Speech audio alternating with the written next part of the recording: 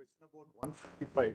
So we have prepared a list of at least 34 cases overnight where two judges have decided serious issues. Bijoy Emmanuel, Moini Jain, Hussain Ara Khatun.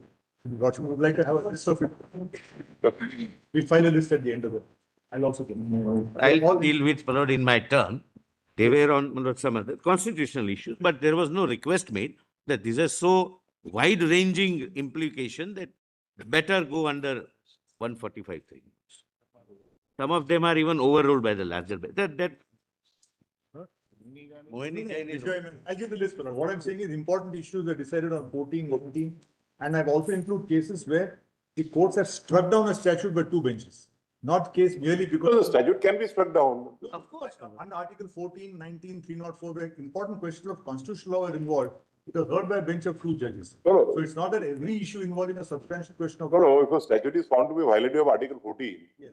on that ground alone it can be. But they have discussed the scope, like for Express newspapers, three judges, they discussed the entire law of freedom of speech, 19(1)(a), and in Express newspapers, the impact of customs duty on 19 was a completely new point. I'm not saying where this law is settled, they simply implement it. We'll give the list.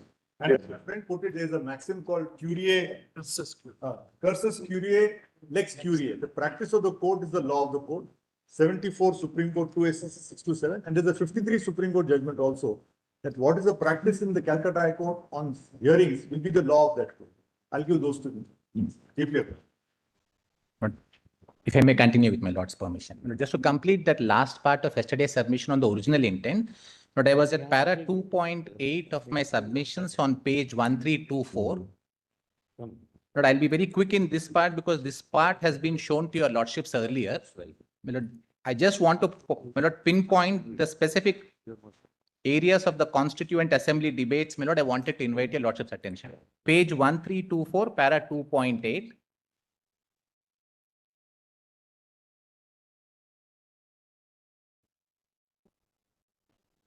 Under the draft article 175, just 2-3 sentences. If I may start, with the speech of Mr. B.R. Ambedkar. It was felt that in a responsible government, there can be no room for the governor acting on discretion. Therefore, the new proviso deletes the word in his discretion. Then page over, only to the relevant part, because this has been read for your lordships. Page 1325, the speech of Mr. T.T. Krishnamachari. But after about 5 lines in the bold portion, that the governor will not be exercising his discretion in the matter of referring a bill back to the house with a message. That provision has gone out of the picture. The governor is no longer vested with any discretion. If it happens that as per amendment number 17, the governor sends a bill back for further consideration, he does so expressly on the advice of his council of ministers. Then the underlined portion below that, my lord. But there is some point of the bill which has been accepted by the upper house, which the ministry thereafter finds has to be modified. Then they will use this procedure. So, my lord, this was contemplated to be for the aid of, my lord, the council of ministers. My lord, then the next speech of Mr. T.T. Krishnamachari. My lord, if my honorable friend understands that the governor cannot act on his own, he can only act on the advice of the ministry, then the whole picture will clearly fall in its proper place before him. But after 2 lines, it is a saving clause and vests power in the hands of the ministry to remedy a hasty action that they might have undertaken or enable them to take an action which they feel they ought to in order to meet popular opinion which is reflected outside the house in some form or the other. For this purpose only, this new proviso has been put in. It does not abridge the power of the responsible ministry in any way, and therefore it does not detract from the power of the lower house to which the ministry is undoubtedly responsible. It does not confer any more power on the governor. On the other hand, it curtails the power of the governor for the position envisaged in the original proviso which it seeks to supplant. Then, my lord, page over. Lord, this is one other important fact the lordships may kindly bear in mind. Lord, in para 2.9, I indicate, Lord, that when draft article 143 was being discussed, Lord, which is 163 today, dealing with the governor's discretion, Lord, one of the suggestions, my lord, made was that you cannot say that in the latter part of article 163, that except in matters where the governor is conferred a discretion. Lord, if your lordships, Lord, this speech has been read out to your lordships. Your lordships recollect, Lord, the speech of Dr. Ambedkar. Dr. Ambedkar said, one way of doing it is, here itself we say that the governor shall be aided by the advice of the ministry, except in articles X, Y, Z. But those X, Y, Z articles are to come later in the debate. We do not know what shape they will take. So as and when we reach those respective articles, if we feel the governor has to be given discretion, We'll revisit this article, but then it was not revisited. that's correct. So now what happens is when your lordship bears the discussion in relation to draft article 143 in mind, where they said that if the discretion has to be conferred, we will do so expressly in those articles. My lord, then when it comes to draft article 175, article 200, in contradistinction, what was provided originally in the draft article was in his discretion. Here, expressly it has been removed. But instead of providing it or for your lordships to inferentially read into it, that this will have a discretion. So first draft article 143, they say, we will say wherever the governor is granted. My lord, may I read just 163 for a minute, my lord? Article 163.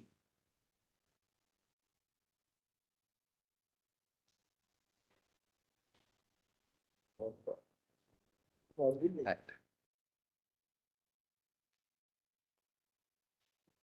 So, Very well. Then I'll just skip. My lord, then, my lord, if I may move to the next point. So, my lord, this para 2.9 deals with, my lord, the twin action, where on one hand, in 163, they say that we will provide expressly, but when it comes to article 200, my lord, it was expressly deleted.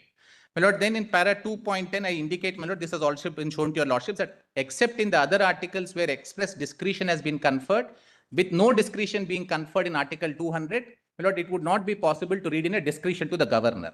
My lord, then 2.11. My lord, this is the last submission on the second proviso. My lord, the second proviso, when it specifically says that the governor shall reserve the matter for the consideration of the president, my lord, where the powers of the High Court may be affected. My lord, that second proviso is actually, my lord, an indication of the fact that the governor normally would not have a discretion. He would be bound by the aid and advice. we have already Very said well. that. My lord, then if you Where the parliament wanted to specifically provide a discretion, it has been provided in the second proviso. that's right. Therefore, My lord, I'm only bringing one other nuance. I understand. assume that the parliament, the Constituent Assembly did not intend to provide a discretion in other matters. My lord, I'm making a slightly different nuance. While it was said in the respect of various other articles, including, my lord, article 200 second proviso, I'm saying the second proviso of article 200 itself is an indication of Yes, the earlier part. so far as when it affects the powers of the High Court, there is a mandate to the governor that he shall not grant. Yes, that's right. Obligation. There is no discretion. I'm sure I'm not able to get my nuance across. If you lordship just give me one more minute, my lord. The point that I'm trying to make is that lack of discretion that is provided to the governor, my lord, is not indicative of a lack of discretion at the governor's hands. It's a lack of discretion at the Council of Ministers' hands, my lord, where they can do something which will abridge the powers of the High Court. Because if the Council of Ministers, who normally will guide the governor on what steps need to be taken, the governor is now granted, my lord, a separate exceptional power under the second proviso saying that here you are not governed by the Council of Ministers' advice.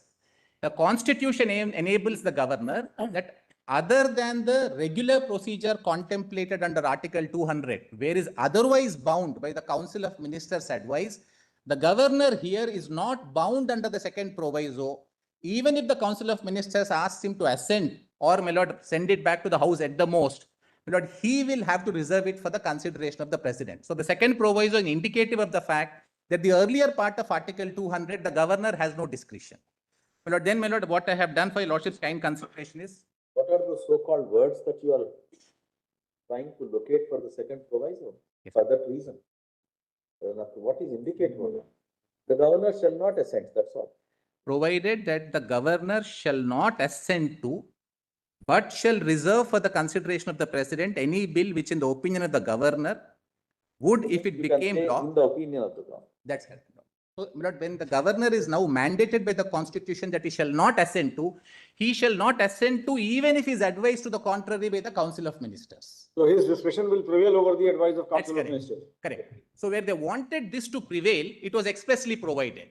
So, my lord, the scheme of Article 200 is, if the constitutional makers felt that the governor anyway has this discretion, it need not be expressly provided by the second proviso separately. The provision is indicative of the lack of discretion in the earlier part. That's the submission I'm making. Now, your lordships may kindly bear in mind, my lord, I'm dealing with the exceptions after this very quickly. I don't need to go into detail.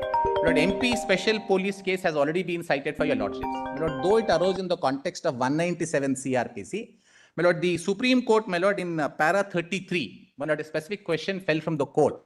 Is the governor bound by the advice of the Council of Ministers in a statutory discretion area, like section 197 CRPC? Lord, 197 CRPC also, my lord, this honorable court holds that ordinarily, not even in that space, the governor is bound by the aid and advice of the Council of Ministers, except in cases where the Council of Ministers itself may be disqualified on account of inherent bias, or my lord, where the interests of the chief minister or the ministers are concerned. My lord, that is at para 33. My lord, I don't need to show this to your lordships. My lord, what I have done at the foot of the page, but after indicating the, my lord, the carve out areas made even in a statutory space at page 1327, Lord, this was also mentioned to your lordships. Vaishno Devi, my lord, Shrine Act confers powers on the governor separately statutorily. My lord, similarly, my lord, there are various state statutes which, my lord, provide that the governor shall act as the vice chancellor. My lord, there the Supreme Court Chancellor, I'm sorry. Lord, the Supreme Court has taken a view that he operates in his capacity as a chancellor. That has also been argued. That's it. My lord, only thing, my lord, your lordships may kindly bear in mind is now, my lord, that there is a case where your lordships have seen this possibility of a inherent bias that may be available. Some of the cases that come up, and my lord, those are cases I'm not touching on the facts of this case, but these are cases that have been decided by this honorable court. When Tamil Nadu wanted to make an amendment to the act and remove the governor, my lord, as the chancellor, replacing him with the chief minister, the governor, my lord, sits on that bill or sends the bill for consideration of the president. Your lordships may have to consider, since your lordships are acting in an advisory jurisdiction, which is much wider, I'm sorry, but whether a governor who is otherwise conferred, my lord, this separate power under a statute, if the legislature is making a law wanting to remove it, is he inherently biased in trying to sit on that bill because he will continue? That's not a question for consideration. I'm not that. We will be answering what has been referred to us, not Very well. Not any hypothetical question. Very well. My lord, then I move on to, my lord, if this is the original intent being absolutely no discretion in the governor, my lord, then should the courts, my lord, in the few areas that exceptions have been carved out are areas where the governor may not have the aid and advice of the minister, the ministry is not formed, or where, my lord, the ministry itself may be biased in, my lord, in the matter of, my lord, calling upon someone to form a government in case of a fractured verdict, those kind of situations where the governor may not otherwise have the benefit of, my lord, what is constitutionally looked at as aid and advice of the ministry. But other than, my lord, those carved out areas and special discretion conferred areas, my lord, if your lordships have to now read into Article 200, as, my lord, is suggested, my lord, by some of the council, that certain discretion would have to be read into, because, my lord, there may be situations where the governor may have to think, may feel, my lord, that it is better to have a cooling off period, or, my lord, some arguments were made that not taking a decision also could be a decision. Now, my lord, lordships are looking at a possibility. My lord, I'm only dealing with these arguments of a possibility if a lordship's doing this. Lord, lordships may kindly, my lord, notice one very important fact. At the time the constitution was made, my lord, the union in that sense, my lord, was not formed with the definiteness that we have today after 75 years of the union continuing to be there. My lord, there was a lot of tension and worry with regard to, my lord, this forces that may work towards fissiparous tendencies. So, my lord, the Indian constitution wanted to have a slightly stronger unitary center. So when it was having this stronger, slightly stronger unitary center, back then, they still felt, while we are concerned with these issues, there may be still be certain areas that can be left exclusively to the state. Now, in the areas that are exclusively left out to the state, at that point of time, they did not want the governor to have a discretion. Now, your lordships are, my lord, looking at the law after 75 years. My lord, when such tendencies are no longer as concerning, my lord, they are no longer as imminent or possible. My lord, the necessity of trying to dilute a provision against the state's interests and in favor of the governor, my lord, the necessity may actually be lesser today, my lord, because My lord, the Indian Union, my lord, by the sheer length of its existence, has gathered strength from time to time. So when your lordships look at, my lord, the situational difference between the time the constitution was made, when they felt we can have a governor for certain oversight functions, to ensure that there are no fissiparous tendencies. Even then, if the constituent assembly makers felt the governor's powers need to be restricted, there is no reason, my lord, to expand that role after 75 years is my submission. My lord, then what I quickly do, my lord, in my para 2.14, my lord, the other grounds that I am placing for your lordship's consideration as to why, my lord, this purposive interpretation for expanding the governor's discretion may not be correct. My lord, I indicate this will be at odds, my lord, with expressly removing from Article 200 in his discretion. My lord, reading in a discretion in Article 200 would not align with the constitutional provision of Article 163, which requires discretion to be expressly conferred. Only cases where the Honorable Court permitted a discretion to the Governor and President are situations where the aid and advice of the Council of Ministers may not be available to the high constitutionally functionaries in view of a self-interest or inherent bias of the Council of Ministers or the non-existence of the Council of Ministers immediately after an election or in a case of a fractured verdict. My lord, this is another very important submission I wish to make, that though vertically different, both the president at the union level and the governor at the state level are part of a Westminster form of democracy. The governor's role under 200 would be similar to Already argued yesterday only. My lord, the only point, if I may add, my lord, in terms of an extra feature to this is, my lord, when your lordships look at, my lord, the areas that are carved out, the areas are separate, my lord, for the union and for the state. But in the democratic form and setup for the union, it is no different, my lord, from the democratic form and setup for a state. So if for any reason, my lord, Article 200 can be construed to mean that the governor can have the discretion to withhold or sit on a particular bill for allowing it to cool off, my lord, it would have a similar ramification for Article 111, because the president can then equally do. It cannot be that the democratic setup for the union, but where there are separate discretion, but wherever That has already been argued. very well. That the role of the president and the governor are almost similar at the center and the state. My lord, then I move, my lord, to my lord, page 1329. But again, these are the three options which, my lord, in my respectful submission are available to the Council of Ministers. My lord, I won't read through, my lord, the three exceptions except, my lord, 3.13. My lord, these have been noted both in the Constituent Assembly and also, my lord, this Honorable Court's judgments, that there may be exceptional circumstances, my lord, where the Assembly may want to reconsider. My lord, in 3.3, my lord, I have referred to Shamsher Singh's judgment, my lord, at page 1330. My lord, this para 118, Lord, is a submission that I was just making prior to this. My lord, if I may just read this with your lordship's permission. The argument about the oath of office of the president to defend the constitution is sometimes put forward by anti-ministerialist advocates. Yes, he defends the constitution not by denying its spiritual essence of cabinet responsibility. Indeed, he subverts it that way, but by accepting as his constitutional function what his responsible ministers have decided. Can a judge in fulfillment of the oath of office ignore all binding precedents and decide according to the ad hoc dictates of his uninformed conscience? Tribhuvan Das case answers the point in the negative. If every functionary who takes the oath by the constitution interprets according to his lights, this solemn document would be the source of chaos and collision, and the first casualty would be the rule of law. Such mischief cannot merit juristic acceptance.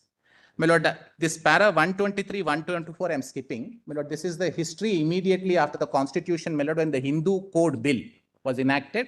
My lord, in the bold portions, my lord, your lordships would find, my lord, also at page 1331, just Sir Aladi's opinion, my lord, that throughout the, my lord, clarity, my lord, these legal luminaries had was, my lord, that the governor would have no discretion. My lord, page 1332, my lord, 3.4 summarizes my submission on this point. Lord, my contention for your lordship's consideration is what is made available for the benefit of the executive for the rare situations cannot be encroached by the governor. My lord, in Nabam Rabia, my lord, this your lordships noticed, my lord, that it would not be, my lord, presumed or envisaged that a democratically elected council of ministers giving advice may be acting detrimental to the interests of the nation. Now, what was presented, my lord, in terms of argument was if the ministry were to do something that is against the interests of nation. My lord, that is something, my lord, that is normally not presumed, but if a particular fact situation emerges, my lord, that would be dealt with in terms of the constitutional provisions. My lord, then reference to the president, my lord, was broadly already touched upon yesterday, so I can move very quickly there. My lord, Mr. Datar had argued this, but my lord, something very important for your lordships to consider is that para 3.9. My lord, the Sarkaria Commission, my lord, notes this as a necessary channel. But if I may just read this part, the constitution makers noted that articles 200 and 201 are also necessary in view of clause 2 of article 254. This needs a little amplification. Matters enumerated in the concurrent list are of common interest to the union and the states. On the basic aspects of such matters, legislative uniformity throughout the country is desirable. However, if Parliament occupies the field of concurrent subject, the power of state legislature to enact a law on that subject is in variance with the union law is practically taken away.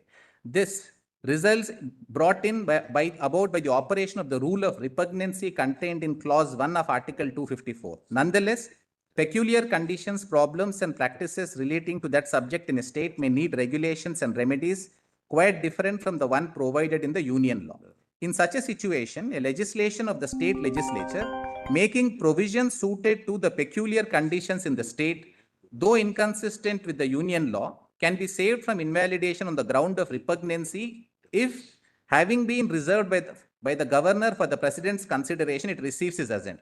Thus, articles 200 and 201 provided a necessary channel through which clause 2 of article 254 operates to save the powers of the state legislature from being unduly abridged by the rule of repugnancy.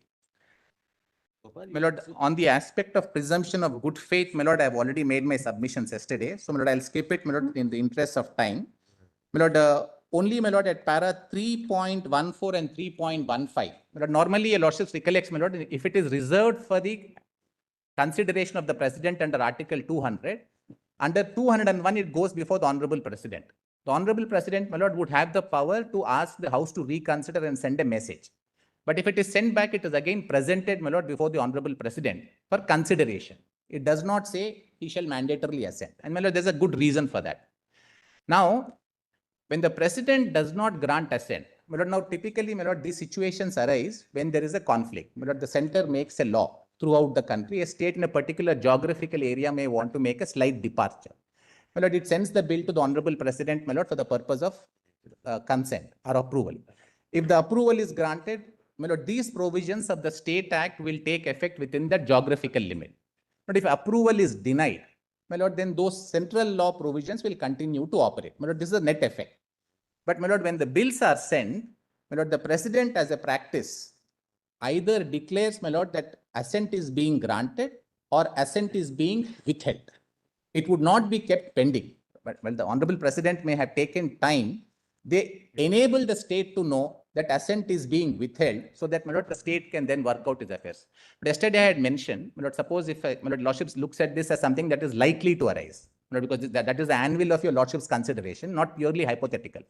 Several acts, my lord, may be in a particular state area or it may be in a concurrent area. If a special law is made, my lord, for protection of women, my lord, lordships looks at this situation. It then says in relation to any offense relating to women, anticipatory bail may not be available. Now, this may be, my lord, repugnant to section 438 old of the CRPC. Now, this provision, for it to become effective, it may have to come up, my lord, for consideration before the president by reference. If the president were to grant approval, my lord, then that non-application of 438 would come in relation to this other law made by the state. If the president were to deny, I'm giving a very simple example. If the president were to deny, then 438 bail provisions would continue to operate. But assuming either situation, approval is granted or approval is not granted, all the remaining provisions, my lord, in relation to protection of women under a special law made by the state would otherwise be operative. It may just be this one part which may need the consent of the president. So, my lord, if this is granted, it operates one way. If it is not granted, it may operate in a different way. But if the bill is kept pending without, my lord, saying whether it's assented to or non-assented to, the bill can never become the law. My lord, therefore, my lord, what I have also, What do you want to, what is your proposition? my lord, the proposition I was making was that when a bill is sent to the Honorable President for consideration, while it would be within the discretion of the President in relation to certain subjects where, my lord, consent approval may be granted or may not be granted, there has to be a declaration indicating whether assent is being granted or assent is being withheld. And in convention, my lord, the President always, my lord, makes a declaration saying that assent is granted or assent is withheld. It can never be, my lord, a constitutional black hole that a bill remains pending without. Doesn't work like that. 250. We are still in the realm of 200 and 201. My lord, 201. 201, when the law is not made. Once the law is made, operation of 254 will come in. If it is a conflict with central law, it's null and void, subject to sub-article 2. The law is made, 254, it's law, that's why. See the provision 254 say, if the provisions of a law, that is, there is a law already. So 254 won't apply here. We are in the realm of making of law. At the time of making of the law, the power of assent, the power of withholding, the power of grant. So it's in a stage where law comes into operation. My lord, there may be two ways of looking at it. My lord, I understand what's falling from the Honorable Bench. One is when the bill is made, if, my lord, the Council of Ministers feels that some of these provisions of the bill may be repugnant and therefore may not be operative unless the President's consent is obtained. At the bill stage, my lord, it can be referred under 201. If 201, the President grants approval, then it becomes a law. 254 will not make it repugnant.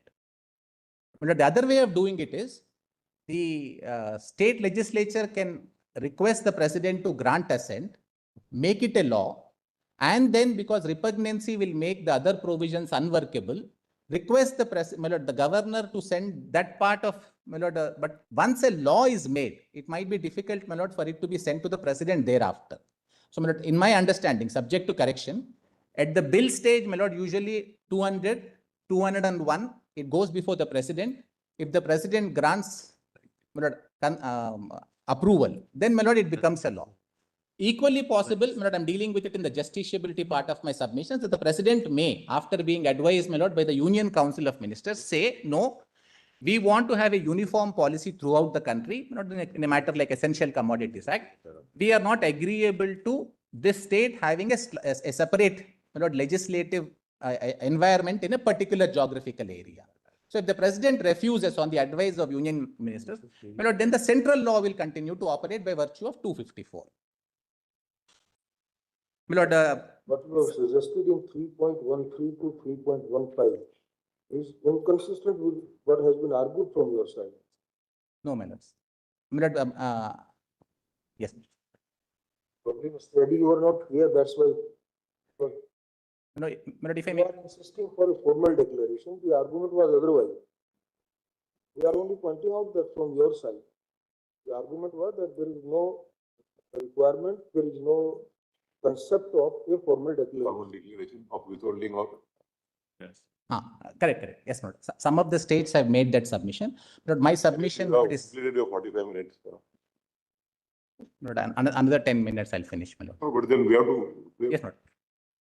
We have to. No, just 10 minutes. I'll very quickly run through this. But page 1335, what I have done, Lord, I'll not read this now, note for your lordships. Lord, what I have done is this power under Article 200 and 201, or the, my lord, the provisions would have to be operated, my lord, in relation to the three lists separately. If it's a union list, my lord, the union list, Article 246(1) itself says that the power to legislate is exclusively vested, my lord, with the Parliament. So state cannot make a law in relation to union list. So, my lord, if a bill is passed by the state legislature in relation to a union list, my lord, there would be no power available to the state legislature. It's ipso facto invalid. It will be void ab initio. If needed, a court will declare it to be invalid. Now, this does not require the governor to exercise discretion either to send it back to the House or send it, my lord, to the President for consideration, because the President also cannot grant consent for making it valid if it is entrenching into list 1. So if list 1 is something that does not require this method of referring it to the president, it will not be applicable. My lord, if it is a state list exclusively reserved, 246(3), exclusively reserved for the state, my lord, the union parliament, my lord, ordinarily would not have any power, my lord, to legislate on those particular areas. But what I have done, my lord, at page 1336, my lord, I have indicated, and I'm not reading this, my lord, that the constitution itself makes provisions that whenever, my lord, the constitution wanted the power of the state to legislate to be subject to the union's power to legislate in legislative field areas, my lord, there are a series of articles which my lord's entries, my lord, at page 1337, where in list 2, my lord, the legislative field itself is made subject to the union's power to legislate or subject to laws made by the union in this particular behalf. So legislatively, while they carved out certain area for the state, within the carved out area, my lord, they also had certain caveats with regard to where the state, my lord, the center can come and legislate. If it is otherwise left to the state, my lord, legislatively, it is for the state legislature to make this law completely on its own. If such a law is made, the governor cannot sit in judgment and say this is either not desirable or the current circumstances do not make it feasible for having this particular law at this point of time.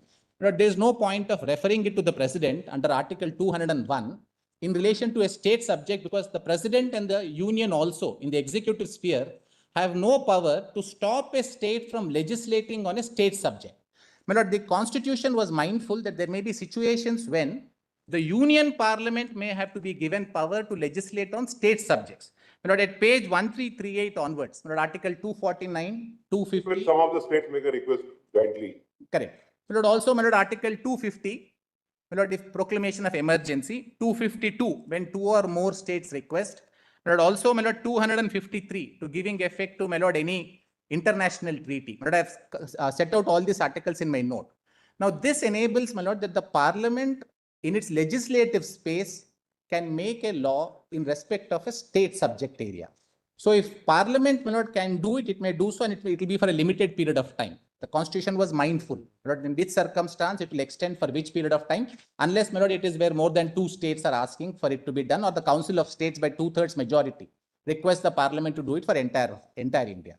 So, my lord, if in the parliamentary space, legislative space itself, if the center cannot, my lord, infringe on the state's rights to legislate, in list 2 subjects, my lord, my respectful submission is the governor, my lord, either cannot withhold for the purpose of reconsideration or send it to the president. My lord, the only other area would be, my lord, the concurrent list area. To avoid this repugnancy, I've already made my submission, my lord, that this concurrent list area, it would be, my lord, at the request of the Council of Ministers. Even if the governor were to find, Council of Ministers thinks, my lord, it is not entrenching into any central subject area. The governor were to form an independent mind that this may entrench, it may need consent. But he is not sitting in judgment on the legislature's views or wisdom, because he would then have to give assent. If it has to fail, it will fail on the anvil of, my lord, judicial review proceedings that may come up before the court. So for all the 3 lists, when your lordships were to look at it separately, but Article 200 does not enable the governor to either withhold assent for the purpose of reconsideration or sending it to the president. Sending it to the president, my lord, the governor cannot, as I use an expression, my lord, extra constitutional advisor to the state legislature. When the state legislature says, no, it doesn't, my lord, trammel into the central government's legislative sphere, say that, no, I think it does, and refer it to the president. My lord, then justiciability is one last aspect, very quickly, my lord, I'll touch upon. My lord, page 1342, my lord, when a bill is sent to the president in relation to, my lord, a concurrent list area or the other provisions of the constitution where the consent of the president is needed. My lord, if the president, my lord, feels on the advice of the union ministry that it is not desirable, my lord, judicial review in my respectful submission is permissible. Because what happens, my lord, if the president were to grant assent to state A for an identical provision, but were to say, I will not grant it to state B for an identical provision, my lord, then it would touch upon the aspect of discrimination. In a judicial review space, my lord, the court may interfere with it. But on justiciability, suppose, my lord, the governor were to say, no, we feel we need to have a uniform policy. or the conditions in this particular state are not enabling the union to have the confidence that there can be a departure from the central law, my lord, that on the fact situation would be dependent upon those factual situations where justiciability may be difficult. So it cannot be, my lord, one common situation where it is not justiciable. Judicial review is permissible. Justiciability depends on a fact-to-fact case and a situation-to-situation basis. But I have just made this submission in 3 parts. But last submission, my lord, on timelines, my lord, it's already been covered. But I'm only submitting, my lord, that in terms of your lordship's advisory jurisdiction space, my lord, since the my lord, the presidential reference has been made with specific questions on this point.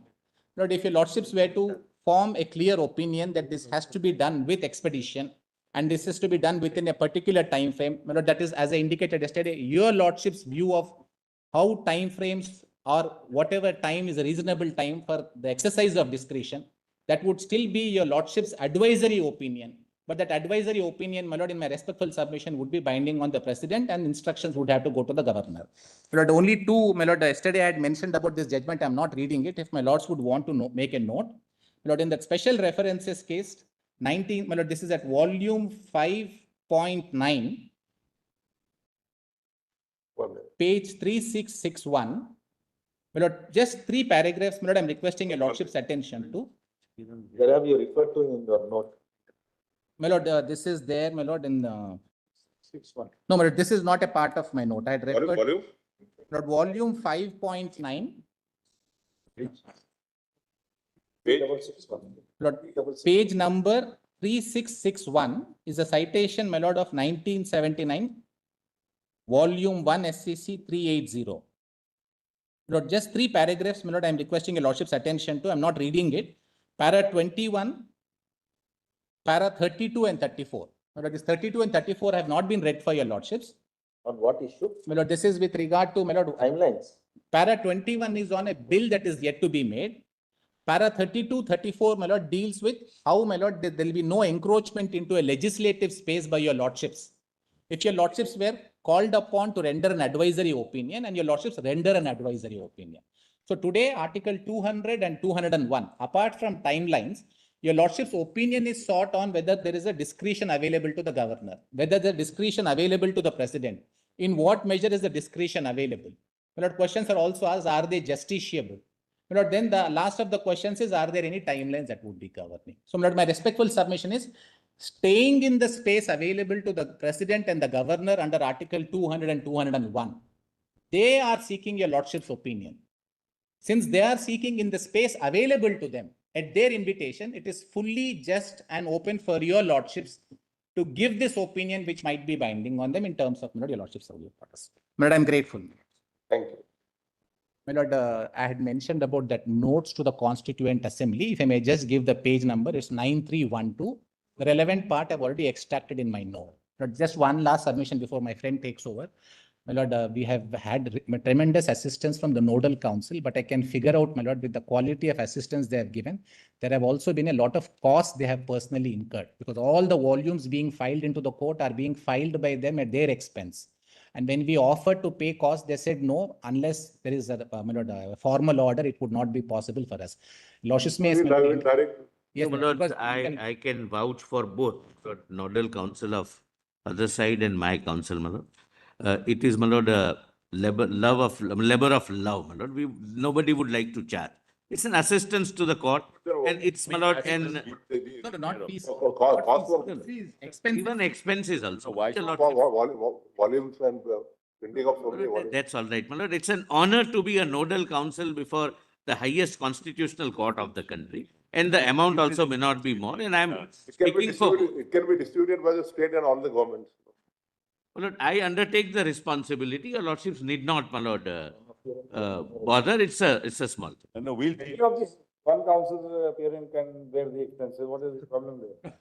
Why should even this be? Mr. Simple is there, Mr. Reddy is there, I take the Dr. responsibility. is there, Dr. Singhvi is there, No need Mr. Mehta is there. Lord, I am taking the responsibility for the I'll expenditure bear the of cost both. on this side. Yes.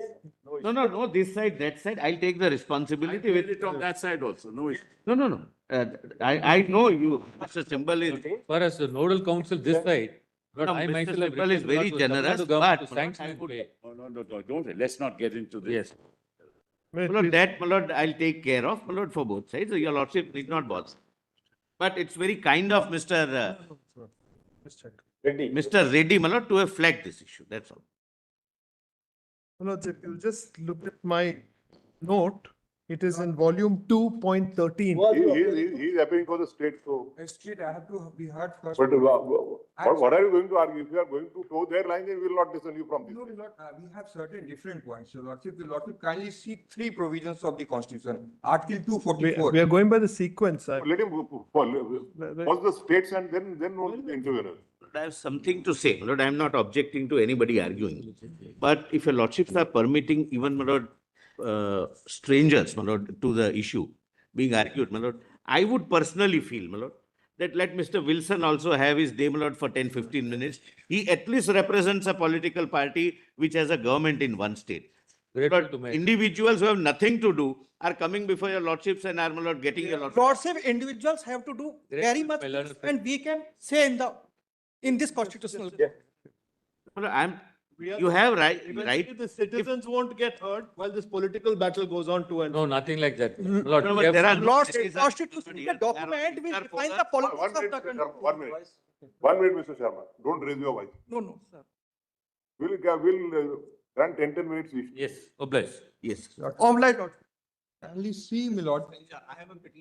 My lord, stranger in the sense, my lord, this is, my lord, state governments, etc., etc. My lord. Let it be, it's okay. Therefore, my lord, it was my duty, my lord, to say that if others are hurt, No, we are- Mr. Wilson also. We are going to hear Mr. Wilson also. Because if you are going to permit the other interveners, then. Obviously, therefore, my lord, he could not have said it again. And particular- Therefore, I am saying. And particularly when the live streaming is going on, so. No, my lord, no. Many of the arguments are only for the sake of live streaming. If we stop the live streaming, Crowd will listen. My lord, I reserve my response, my lord, outside the court, my lord. But I have a very good response. Your Lordship, the Article 244 of the Constitution, my lord, kindly see, because tribal you are area, appealing for Meghalaya. I'm appealing for Meghalaya, state of Meghalaya, my lord. Because there are certain unique features in 6th schedule and Article 244 conferring certain powers to the governor, my lord,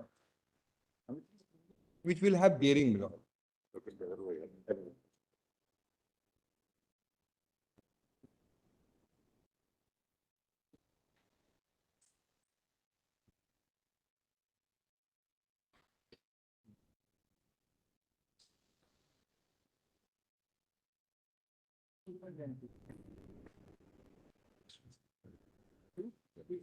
Two forty-four, Article 244, sub Article 2, my lord. The provisions of the 6th schedule shall apply to the administration of tribal areas in the state of Assam, Meghalaya, Tripura, and Mizoram, my lord. So this Article 244(2), my lord, leads to 6th schedule, my lord, and 6th schedule, your lordship will see certain powers have been given to the honorable governor, my lord. Kindly see the 6th schedule, my lord, and more particularly paragraph 3 of 6th schedule, my lord.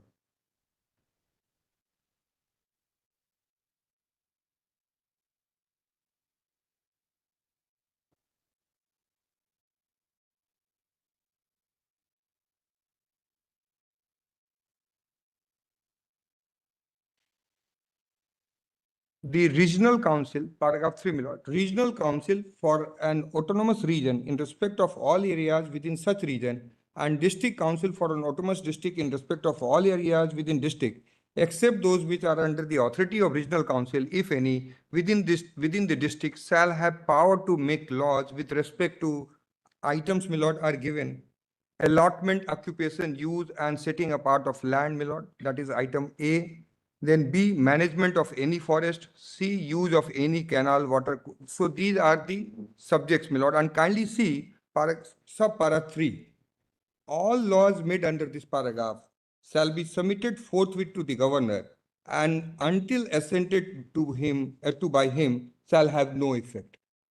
So the laws made by district council, my lord, are required to be placed before the governor. And this provision, my lord, paragraph 3, subparagraph 3, is not similar to Article 200, my lord, where the governor has three options: assent, withhold assent, and refer it to the president, my lord. In respect of these subject matters, my lord, governor will act on the aid and advice of the council of minister, either to give assent or not to give assent, my lord. There is no question of reference, my lord. Here, so my submission is, my lord, wherever the constitution wanted to provide the power to the governor to either grant assent or not to grant assent in unequivocal terms, it has said so. That has already been argued at least Yes, my lord. 1 dozen times. I don't know. So If you want to add something new, you may add. yes, my lord, in the context of paragraph 3, my lord, because in paragraph 3, Paragraph 3 is not for consideration before us. yes, my lord, so We are not we will be answering only what are the questions which are referred to us. yes, my lord, and paragraph 9, where the governor is Then, exercising, that provision is not for consideration before us. my lord, what, We have to answer what is referred by the Honorable President to us. yes, my lord. We can't open a Pandora's box. No, my lord, what I'm trying to submit, my lord, is in the context of Article 200, my lord, if your lordship will see the Article 200 talks about a marginal note assent to bill. If your lordship kindly see Article 200, it says the marginal note is also a key to understanding Yes, the. for interpretation. Now, your lordship kindly see the When marginal. when the provisions of when the text of the article is very clear, Yes, my lord. do we need to go to the margin? No, because what the issue No. with, It's an additional aid. yes, my lord, it's an additional aid. When we cannot interpret the text as it is.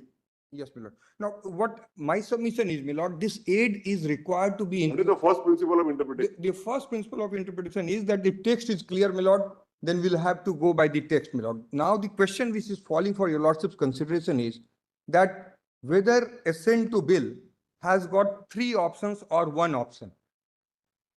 Now, because if your lordship will see the marginal note of Article 200 is assent to bill.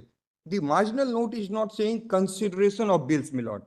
So the other options, my lord, two other options, withholding the assent and referring it to the, or for reservation, referring the bill for consideration of president, my lord, are also, in my humble submission, my lord, are relating to the issue of assent to bill. Because this is in. So what is your proposition? My proposition is that the Article 200 provides for one option, that is assent to bill. And why do I say so, my lord? Is the reason is, my lord, that the issue, my lord, he assents to bill or he withholds the assent. Now, withholding the assent is for the purpose of formulating the message to the assembly, my lord, and after the message is sent to the assembly, then again the governor has no option but to give assent. So the marginal note, my lord, assent to bill, that is the only. That is what everybody is arguing, that No, he has no other option yes, my lord. than to send it to the legislature with a message. Yes, my lord. And after that, if the legislature again passes the bill, Yes, my he lord. has no other option than to get grant action. Yes. So then, placing my argument forward, my lord, because if the governor had three options, withholding the assent, my lord, it is part of the larger. So according to you, also, the withholding is for a limited period, Yes, my lord. which enables him to send the bill along with the message to the legislature. Yes, my lord. And after it comes back from the legislature, Yes, my lord. as it is, then he has no other option than to. So assent to the bill, my lord. So then this is also an assent only to the bill, my lord. That's the integral part of the assent only. This is. It's a comprehensive this thing. Yes. Assent first is exercises well and good, otherwise second and third are also part of granting assent later on Yes, my lord. by following that procedure. Yes, my lord. Either reserving it for the president or sending it back to the legislature. I'm grateful, my lord. This is my precise argument. Because of the marginal note that assent to bill. Yes, so Assent to bill is the very essence of the provision, yes, my lord. not withholding of it. Withholding or consideration of bill, my lord, also because the marginal note would have said consideration of bill. But marginal note is saying assent to bill. So in my humble submission, it is a key to understanding these three aspects of the matter, my lord. So this is on the assent to bill, my lord. And my lord, if your lordship will see the second part of the Article 200, my lord, because if lordship will, the reference to the president also, my lord, a reference to the president. And there are three aspects, if your lordship will notice, in the first proviso of Article 200, the expression used is as soon as possible. But in case of Article 200, my lord, no such 201, no such exigency has been attached with the president to issue direction to the governor to return the bill. As soon as possible, my lord, is not mentioned in Article 201. So there is, my lord, so far as the reservation of bill is concerned, my lord, to the president, no such expression is used, my lord, regarding as soon as. Now, my lord, the point which I am trying to make, my lord, that as soon as the expression used as soon, in certain cases, my lord, for example, in 201, your lordship, kindly see 201. 201 says, my lord, when a bill is especially second proviso, my lord, 2002 provided further that governor shall not assent but shall reserve for the consideration of the president any bill which in the opinion of the governor would if it became law so derogate from the powers of the high court so as to endanger the position which the court is of the opinion court is by the constitution designed to fill, my lord. Now, in respect of this aspect, my lord, if your lordship will see, when a bill is reserved by the governor for the consideration of president shall declare either that they assent to the bill or withhold assent therefrom. Here, my lord, message is in proviso, provided where the bill is not a money bill, president may direct governor to return the bill. Here, there is no use of expression as soon as. Whereas in the case of Article governor, my lord, expression used is as soon as, showing the expediency in matters which are not reserved for the consideration of the president. So there are certain areas, my lord, there are certain provision which can be reserved for the consideration of president, my lord. Articles are, my lord, which are Article 31A. I will not read those articles, my lord, because those have been placed. 31A, my lord, your lordship will kindly see 31A.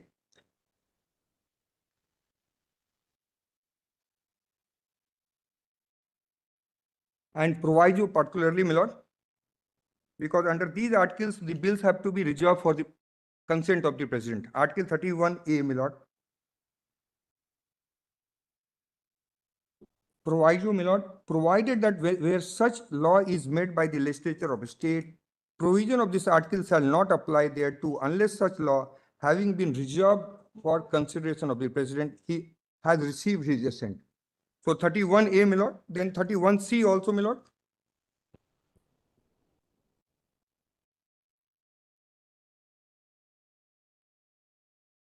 Provided where there such law is made by, it's a, then, my lord, 254(2) also, my lord, if lordship will kindly see 254(2), because the governor, if it is taken, my lord, is bound by the aid and advice of council of minister, and the bill is passed by the legislative assembly, it is passed by the party which is in power, my lord.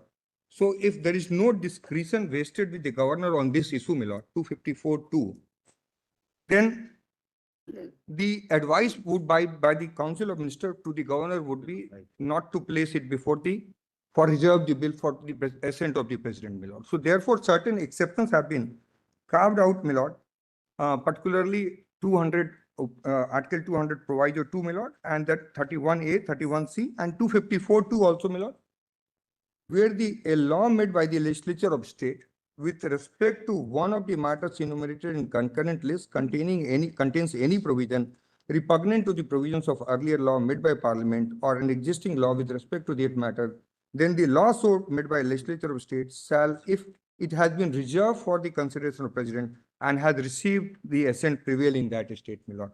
So Mr. Reddy was placing this 254(2), my lord. So for the 254(2) also envisages the reservation of bill to the President, my lord, and also under Article 288(2), my lord.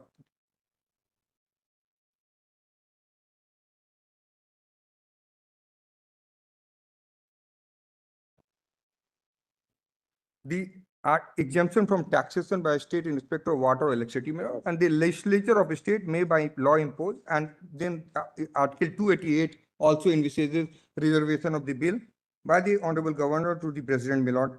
And last article, my lord, is Article 360, sub-article 4(a)(2), my lord.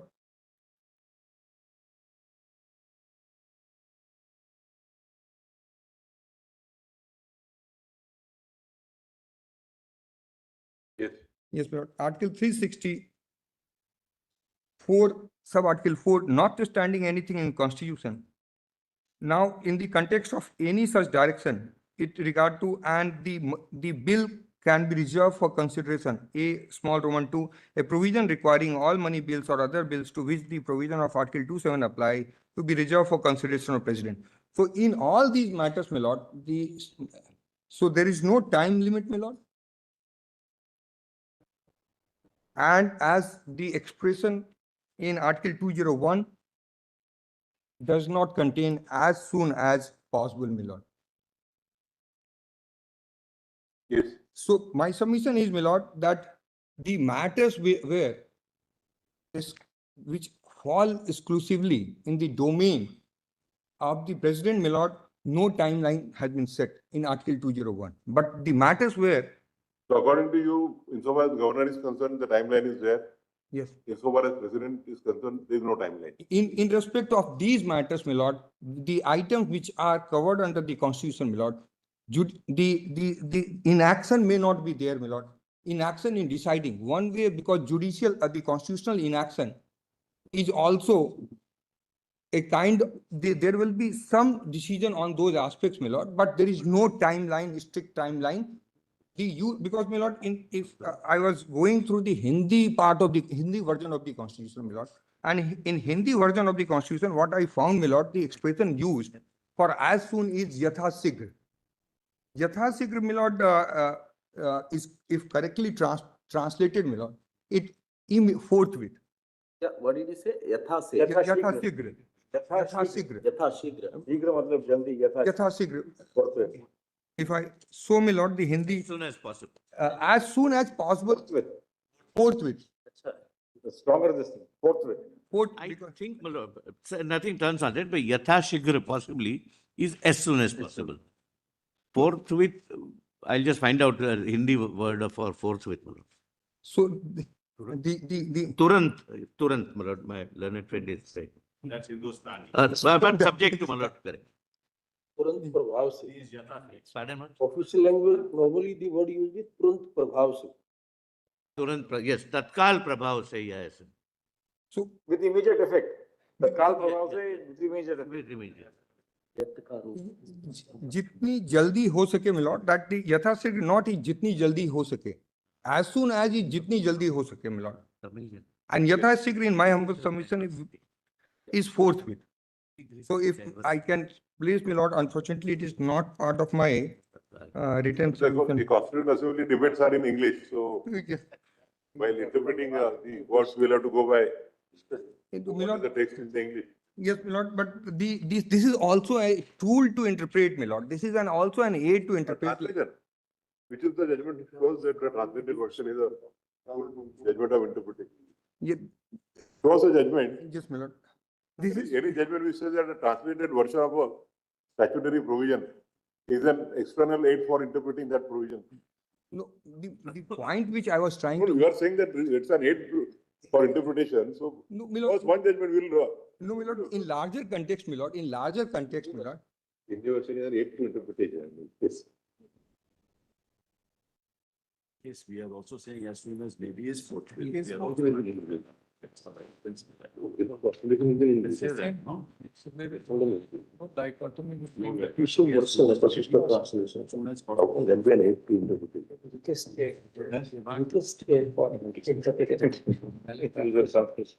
Yes, Mr. Amit, Yes, my lord.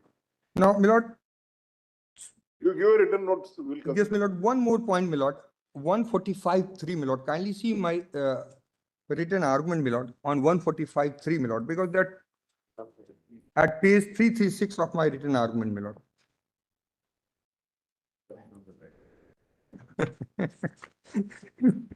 No, on this- So far he's on the right side.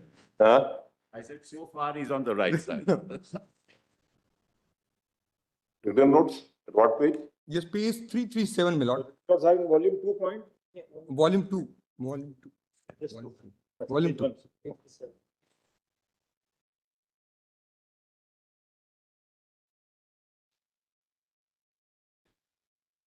Yes. Your lordship will now under there, my lord, according to my lord, paragraph 80, my lord, the honorable, when hearing an appeal is obliged to refer any question involving a substantial question of law as to the interpretation of constitution to larger bench, provided two conditions are satisfied. First, this honorable court must be satisfied that the issue in question indeed raises a substantial question of constitutional interpretation.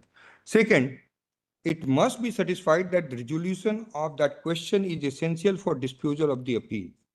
Once both limbs of this test are met, the proviso use of the term shall render the referral mandate. This is with regard to maintainability. Yeah, with regard to the reference of that 140, whether it is 145.3, it is to be referred to 5 judges bench when the question.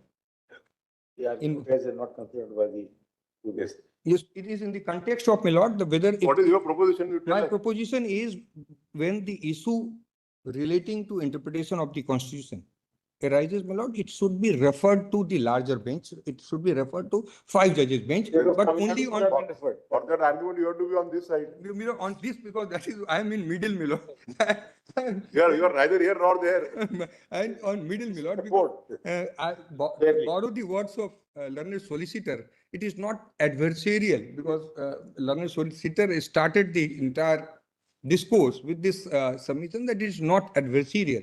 And here we are assisting your lordship to come to the right conclusion, my lord. And so I have cited 2 judgments on this, my lord. Kindly see. And the Supreme Court rules also, paragraph 82, where Supreme Court rules are there, my lord. Order 622. Yes, paragraph 82 at page 338. Where during the hearing of any cause, appeal or proceeding, a bench considers that matter should be dealt with by a larger bench, it shall refer the matter to the Chief Justice, who shall thereupon constitute such a bench for hearing of. The repeated use of term shall in both the rules and enabling provision imparts mandatory force to the referral process, leaving no room for. Anyway, we are not going to into that question whether the division bench ought to refer it to a larger bench or not. That's not an. So, my lord, question your which, lord has considered this aspect in 2 judgments, my lord. We are not considering that question as we are not on the correctness or otherwise of the judgment of the division bench as to whether they were not justified in referring it to a larger bench or not. Because, my That, lord, we are only answering the reference. my lord, so Yes, thank you, Mr. Amit, for it. I'll place, my lord, my written arguments on this. Yes, Mr. Wilson, Yes, 10 minutes each. yes. Grateful to your lordship, my lord. My lord, petitioner always, my lord, thinks of, my lord, participation in these types of matters. My lord, in order to assert, my lord, the state's autonomy and federalism. And my lord, I'm grateful to the learned Solicitor General, my lord. Even otherwise, we are going to forgive. Yes, We will grateful to be you. grateful to him. Yes, grateful. Then if to you are going to you. Yes, permit others, yes, my lord. at least because Yes. of the live streaming, then Lord, I have filed my written submissions. yes. Lord, I have divided into 2 parts. Lord, page number 1 to 11, my lord, is a key to my written submissions. Volume 2.14. 14.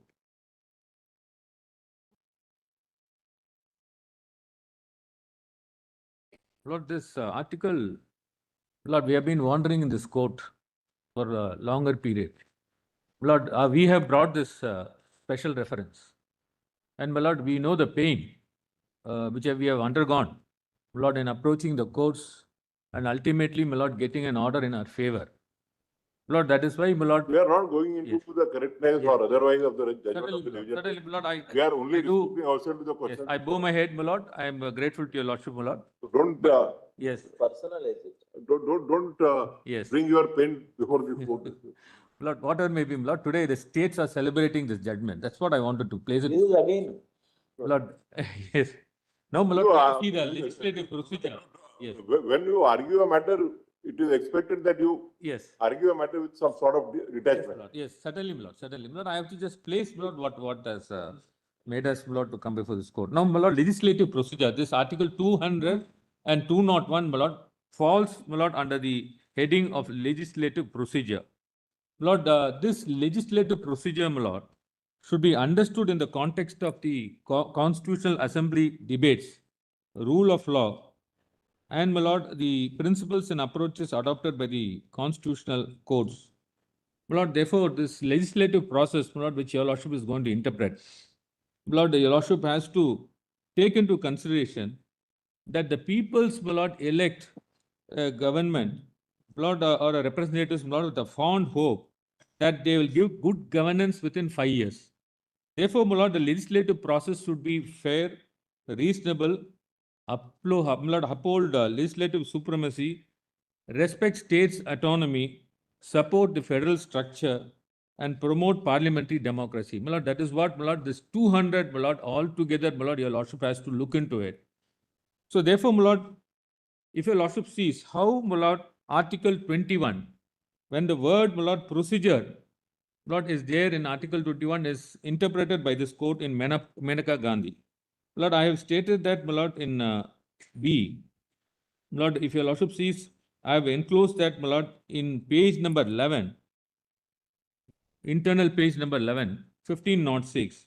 My lord, Menaka Gandhi's case, my lord, clearly says, my lord, at page number 1507, that the procedure should be fair, transparent, and, my lord, addressing the functions of the governor, time limits and methods of handling bills, including reserving them for the president's consideration and setting time limits for the president's action in terms of constitutional scheme falls well within the jurisdiction of this constitutional court and judicial manageable standards envisaged in the constitution.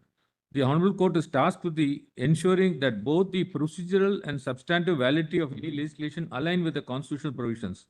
This includes interpreting the relevant procedures clearly and ensuring the effective functioning of constitutional institutions, not constitutional institutions including governor.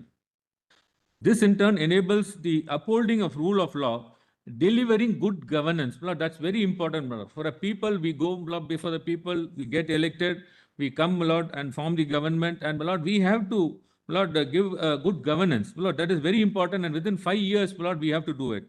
And therefore, there's a meaningful participation by the representatives of the people. These elements are essential for maintaining parliamentary democracy. Therefore, this Honorable Court is well within the time limits to interpret the legislative procedures embodied in Article 200 and 201 as exercised by the Governor and the Honorable President. Then, my lord, I have also said, my lord, at C, paragraph C, my lord, in my key to the written submissions, my lord, page 1497, a judgment of this court, my lord, in Roger Matthew versus South Indian Bank Limited. My lord, if your lordship sees, my lord, page 12, I have extracted that judgment. Kindly see, my lord, page 12, 1507, para 11. My lord, in Roger Matthew, whether, my lord, the court can go into the legislative, test the legislative procedure. My lord, this court said, my lord, paragraph 11, I have extracted. Since the Constitution explicitly provides a self-contained detailed procedure for enactment of legislation and does not suggest that mere assent of the President to a law by whatsoever method adopted would become a valid law, it is necessary that this court, being the highest constitutional forum for judicial review, is provided with enough space for enforcement and protection of the constitutional scheme. Thus, a mere presidential assent does not validate a law by any method. The Honorable Supreme Court, being the highest constitutional forum for judicial review, must be provided with enough space for enforcement and protection of the constitutional scheme. Then, my lord, I have also, my lord, quoted Kaiser Hind, my lord, 2002, 8 SEC, page 182. Roger Matthew is with regard to the power of this court to examine whether the law violates any of the provision of the Constitution or not. Not, my lord, including the procedure, my lord, which is set out in the Constitution. Lord, because the procedure, Lord, 200 and 201 comes, Lord, under the heading procedure, legislative procedure. Lord, my humble submission would be, Lord, this court is empowered, Lord, to see whether the procedure which your Lordship is going to, Lord, interpret as per the constitutional debate, Lord, is fair and reasonable, so that, Lord, it takes into consideration all aspects. Then, my Lord, this Kaiser Hind also, my Lord, if your Lordship sees page number 11, my Lord, paragraph 12, my Lord, I have extracted this Kaiser Hind. My Lord, that relevant paragraph, my Lord, at page number 12, at paragraph 12, my Lord, paragraph 29, my Lord, it says, we further make it clear that granting of assent under Article 254(2) is not exercise of legislative power of the President, such as contemplated under 123, but is part of the legislative procedure. Whether procedure prescribed by the Constitution before enacting the law is followed or not can always be looked into by this court. Therefore, my Lord, the granting of assent is not exercise of legislative power, such as contemplated under the Constitution, but it's a part of legislative procedure. And my Lord held that the procedure prescribed by the Constitution before enacting the law is followed or not. My Lord, court can always look into that. Then, my Lord, with regard to the immunity, my Lord, at page number 1497, my Lord, my Lord, I have said about the Rameshwar Prasad 2006 2 SEC, page 1, my Lord, where immunity available to the governor does not take away the power of the court to examine the validity. Then, my Lord, I have also extracted S.R. Bomey's case 1994 3 SEC, page 1, where, my Lord, judicial review is a basic feature of the Constitution. The arm of the court is long enough to reach injustice, and actions of every highest constitutional functionary is subject to judicial review. And if your Lordship sees, my Lord, state of Rajasthan, my Lord, that I have extracted, my Lord, at page number 14. If your Lordship sees, my Lord, page number 1509, para 15, the state of Rajasthan is very important, my Lord. Para 149 particularly, it says, this Honorable Court held that whenever a question arises as to whether a constitutional authority has acted within or exceeded its powers, it is a constitutional duty of the court to decide it. The Constitution is the supreme law of the land, binding on every organ of the government, executive, legislature, and judiciary alike. No authority, however high, can be the sole judge of the extent of its power under the Constitution. This court, as the ultimate interpreter, is entrusted with the task of defining the limits of power, ensuring that no branch transgresses them, and upholding the rule of law by enforcing constitutional limitations. Then, my Lord, I have also extracted this Roger Matthew. Again, my Lord, with regard to the interpretation of Article 212, my Lord, to what extent, my Lord, the court can go into the legislative procedure. My Lord, if it is illegality, then, my Lord, the court said, we will go into that. I have extracted, my Lord, in page number 14. And so far as the judicial review is concerned, my Lord, I have extracted, my Lord, the judgments of this court, my Lord, in fact, my Lord, from paragraph 17, my Lord, at page number 15, my Lord, I have made a tabulations, my Lord, S.R. Bomey's case, BP Single's case, paragraph 17, if your Lordship sees, my Lord, S.R. Bomey's case, BP Single's case, Kalpana Mehta's case, Rajaram Pal, State of Rajasthan, A.K. Kaul, Kaiser Hind. My Lord, in all areas, my Lord, there the judiciary, my Lord, has interpreted, and that's how, my Lord, the institutions are functioning. My Lord, this is an area where, my Lord, till, my Lord, this Tamil Nadu state was Tamil Nadu governor fixing the deadlines. My Lord, it was an area, my Lord, where it was subject to interpretation. Now, my Lord, that area is also settled. Now, if your Lordship comes to, my Lord, the questions, my Lord, that is posed, my Lord, by the Honorable President, my Lord, so far as question number 1 and 2, my Lord, please come to page 3, my Lord, of my keynotes. My Lord, extent of power given to the governor. My Lord, we are here, my Lord, quoting Dr. B.R. Ambedkar's, my Lord, speech. My Lord, if your Lordship comes to page number 18, my Lord, I have quoted B.R. Ambedkar's speech, my Lord.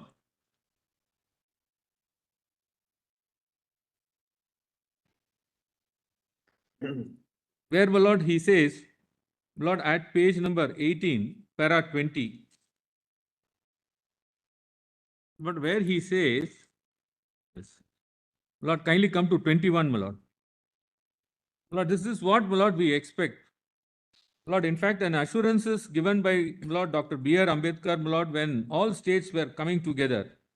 The drafting committee felt, as everybody in this house knows, that governor is not to have any kind of functions. To use a familiar phraseology. Yes. Lord, this word was not read, that's why. Already Going to read, my Lord, then I'll skip it, Lord. Grateful to your Lordship, my Lord. Then, my Lord, your Lordship kindly come to, but how this article, my Lord, 175 and my Lord, 91 was made, my Lord, much argument is made. My Lord, I am skipping that, my Lord. And, my Lord, my submission would be only that, my Lord, there are only three, my Lord, ways, my Lord, where it was argued much, my Lord. And, my Lord, always the governor has to act under the aid and advice of the Council of Ministers. Now, my Lord, with regard to the false through, my Lord, much argument was made on the basis of, my Lord, Alluri Basavia Chowdhury. My Lord, our submissions would be, my Lord, the will falls through means bill dies where it is born. My Lord, governor cannot withhold, my Lord, bill on his own and bury it at Rajbhavan. My Lord, as explained in the Constituent Assembly debates, it can be only exercised under the aid and advice of the Council of Ministers. And, my Lord, why it is, my Lord, sent back, withhold is, my Lord, to remedy a hasty action, or when the ministry or the government changes before the bill is assented by the governor and a new ministry is That is formed. already argued. Yes, that is argued. My Lord, in fact, Samsher Singh, Nabam Rabia, my Lord, Kaiser Hind says, my Lord, at page number 35, kindly see, my Lord, page number 35. My Lord, this is a page number 35. Lord, they say, Lord, will is nothing but expression of political will. Apparently, the will of the people expressed through the legislation passed by their elected representatives. To that extent, Lord, I'm quoting this. And, my Lord, the governor, my Lord, he can't be a constitutional court, my Lord, that we have, many of them have argued. Now, my Lord, your Lord should kindly see one of the important submission is, my Lord, this federalism, Lord, ingrained into the constitution. Lord, what Dr. Ambedkar said, if your Lordship comes to, Lord, page 37, Lord, I have extracted, Lord, Dr. Ambedkar. Our fear is, Lord, whether the federalism or a state autonomy is going to be lost. Lord, in the exercise of, Lord, interpretation of Article 200, kindly see, Lord, paragraph 40, what Ambedkar said. Lord, this is on 26th November 1949. 25. There is only one point of constitutional import to which I propose to make a reference. A serious complaint is made on the ground that there is too much of centralization and that the states have been reduced to municipalities. It is clear that this view is not only an exaggeration. Already, we have read it so many times. This is not read, my Lord. It is read. Yes, my Lord. Then I skip that, my Lord. Then your Lord should kindly, yes. Then your Lord should kindly see, my Lord, the time taken by the bill. Where Dr. Ambedkar says that in so far as states are concerned, they have an exclusive right to legislate on them. Partition, the power is partition between the state and the So far as central. Parliament is concerned, so this has been read so many times now. Yes, and Lord, how the constitution has to work. You had your 10 minutes Yes, now. Lord, I will finish it off, Lord. But if your Lordship sees, Lord, the constitutional silence, Lord, courts have interpreted, Lord. Yes. Mr. Wilson, the only new thing which, of course, no one has referred to is your diagram at 1527. So better you rely upon that. Grateful to your Lordship, Lord. Colorful also. Colorful. A colorful diagram, Lord. Yes, Lord. Lord, I will just skip, Lord, certain points. I'll summarize. Lord, I have said about the constitutional silence, Lord, which your Lordship can interpret, Lord. This has been said in Krishna Kumar Singh, Jai Shri Ram Patel, Kesavananda Bharati, and K.S. Puttuswamy, my Lord. This court has said, constitutional silence is a dark matter like dark matters in physics. These elements are not directly observable in the text, but without them, the constitution would collapse in incoherence. Lord, that paragraph, my Lord, I have marked, my Lord, page 46. Then, my Lord, I have extracted, my Lord, the judgments, my Lord, where they said about the constitutional silence. And, my Lord, because of this Article 356 interpretation in S.R. Bomai's case, today, my Lord, we are saved, my Lord, from indiscriminate dismissal of the, my Lord, by the governors.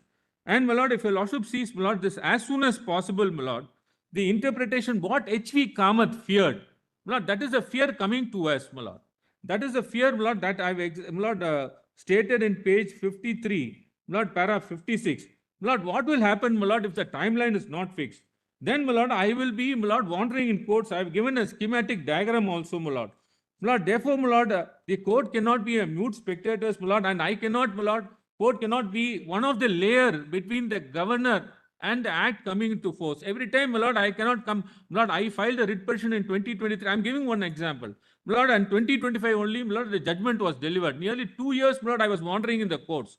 Therefore, my lord, my humble submission would be, my lord, this timeline also, if your lordship sees, there is already a memorandum, my lord, which we have enclosed. Your lordship would kindly see, my lord, that memorandum at page number, Lord, 1551. This memorandum is extracted, my lord, in the judgment of Tamil Nadu government versus Tamil Nadu governor's case. This memorandum, my lord, passed by the central government, clearly says has got the approval of the cabinet, which says 3 months, my lord, the bill has to be disposed of. My lord, I have, my lord, enclosed at page number 1551.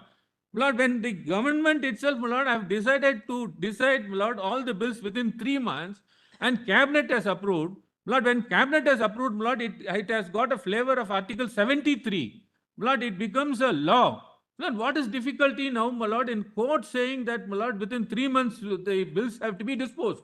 Therefore, my lord, they will not have any difficulty, my lord, in dealing with this because they already have a mechanism like this, but they are not doing it. Page number 1551, my lord, I have extracted that. So, therefore, my lord, my humble submission would be that the advisory jurisdiction, my lord, Yes, yes. Mr. advisory, my lord, I am concluding. Yes, you are Concluding, my you are lord. done. Advisory jurisdiction, my lord. Only when, my lord, there is a law that arises for consideration, my lord, the president can refer it under 143(1). But here, my lord, there are list of laws, my lord, I have enclosed a list at page number 70. Kindly see, my lord, page number 70. All questions, page number 70. My lord, I have given a tabulation. My lord, Tamil Nadu government versus Tamil Nadu governor is a complete answer for all, including, my lord, other cases. I have given all, my lord, the judgments, my lord, the questions raised in, my lord, Thank you, by the Mr. president. Thank you. And, my lord, lastly, my lord. Thank you, thank you. Yes, yes. And, my lord, this, so far as 91, my lord, when it was, my lord, debated, they say that similar, my lord, be applied to 175. My lord, why they say is, my lord, your lord should kindly see these timelines. If the bill returned by the president, my lord, this is there at volume 28. My lord, this alone, your lordship may note it, my lord. My lord, why the timelines, my lord, was skipped, my lord, when Article 91 had 6 weeks? Yes, my lord, they wanted, my lord, the bill as soon as it comes back. Yes. My lord, therefore, my lord, my humble Thank you. submission would be, my lord. We are granted to 10 Yes, minutes. You have Lord, taken- this judgment, my lord, that is in place, my lord, is really helping the states, my lord. We are not concerned with the judgment. How many times we are telling Grateful you? to you. All the judgments, my lord, I'm only referring to How, all. how many times we are telling you? Grateful to you. Don't get so much personally. Grateful to you, lord. May it please, Lords. Lords, if your lordships could kindly have volume 2.13, that's 1.3. In the soft copy, maybe better if your lordships can access that, because when you tap on it, it'll take you to the appendix, which has references on the soft copy, but otherwise the hard copy is fine now. There are a few points I have to make which have not been made so far. I'm not doing anything which has already been addressed. Can this be just handed up to you? You are appearing for who? There are two applications in which I'm appearing, 176467 and 175970. One is an advocate, the other is a former DGP of police. Both citizens, both wish to address your lordships on this. Yeah, then. I'm just handing up copies of this constitution, my lords, which has the previous provisions in the footnotes, which may be relevant. You already have your, I do it customarily before constitution. every constitution based This is law. latest. How many copies we should keep? I have done that. It's the latest edition. So if your lordship will just. I can replace it with. Yes. My lord, In fact, if we look this at the first particular page, edition, if this you look at the particular first edition, page, if my you lord, look at it's a the very good. left side, the first page, you'll see the quote of Justice Vivian Bose from BD Supply. It is Lord, very, if very your important. lordship sees the first page, well, it's an amazing effort by him, my lord, no doubt about it. But a layman would understand that rather than Dr. Ambedkar, Mr. Gopal Shankar Narayan has written this constitution. Or Mr. Rahul Gandhi. So, the lordships can just. Yes. Now, my lords, in the constitution, just to start, just see Article 145, subclause 4 for a minute.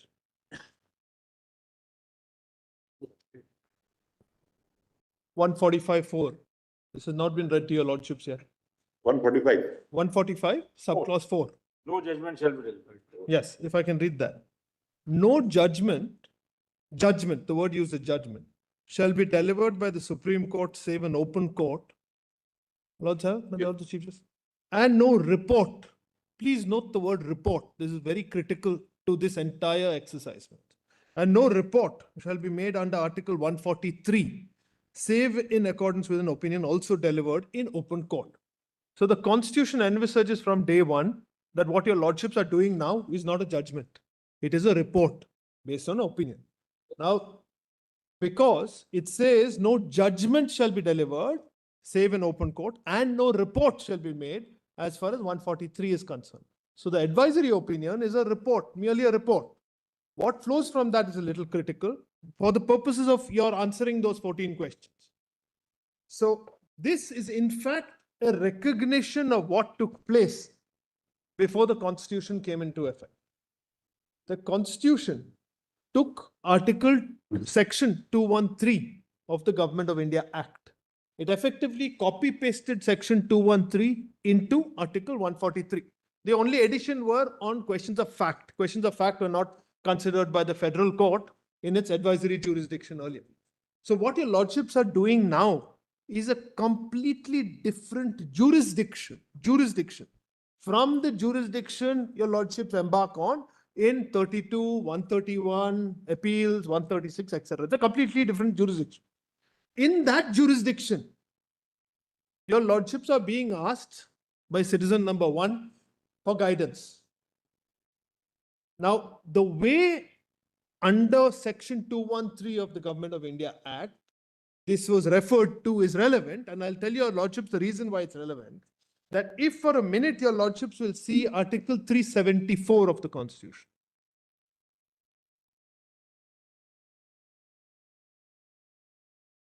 Article 374.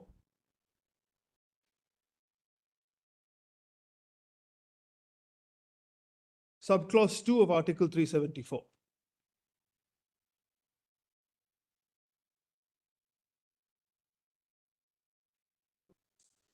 All suits, appeals, and proceedings, civil or criminal, pending in the federal court at the commencement of the Constitution shall stand removed to the Supreme Court, and the Supreme Court shall have jurisdiction to hear and determine the same.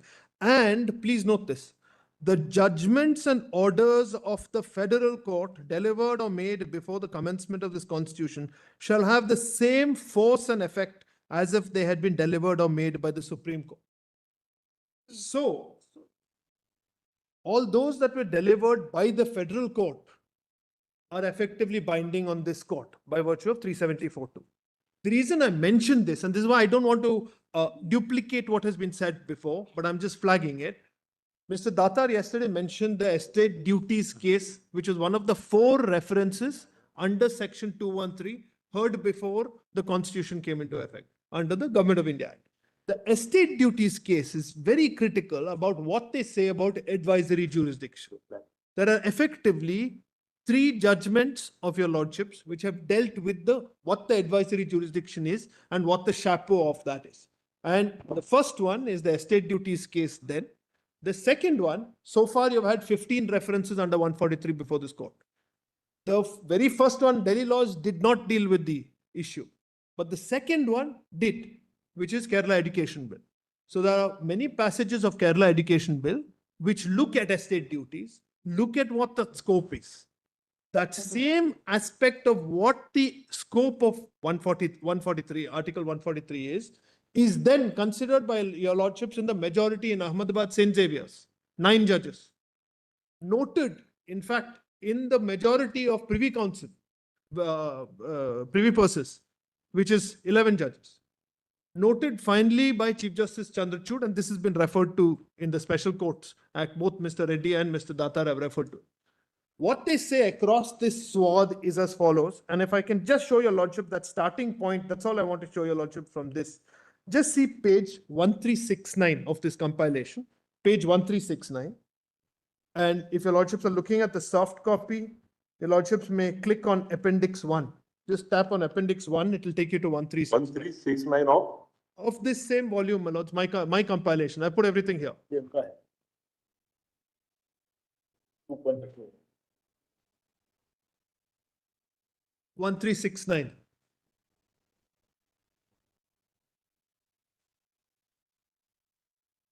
This is Chief Justice Spence of the Federal Court, my lords. My lord, the Chief Justice has it, 1369.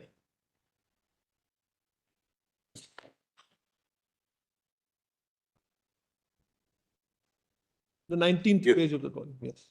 1369. I'm reading from the bold portion, just the bold portion.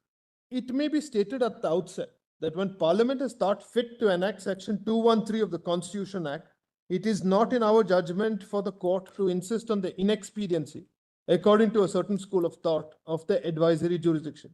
Nor does it assist to say that the opinions expressed by the court on the questions referred will have no more effect than the opinions of the law officers.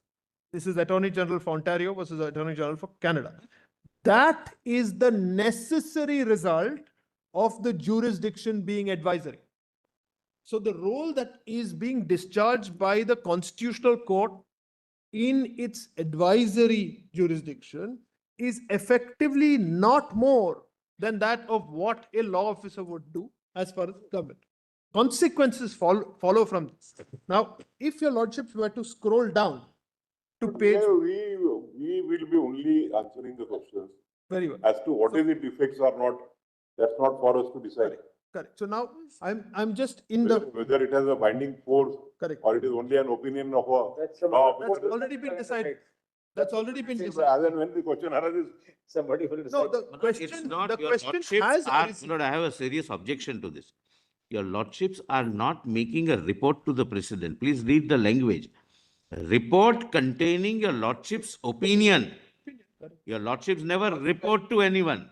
No, I'm The not saying honorable report to- president, which my learned friend referred to I don't as think he first understands. citizen, It's a is con- the, you meet that in your region. yes, my lord, but You reserve that for you have region. to be respectful to the president. Again, we'll have to. I don't need instruction Yes, from you about being respectful, please. Yes. Yes. No, I don't nobody think this can. Unnecessary interruptions are Nobody necessary. can. It constantly keeps happening from the Solicitor General.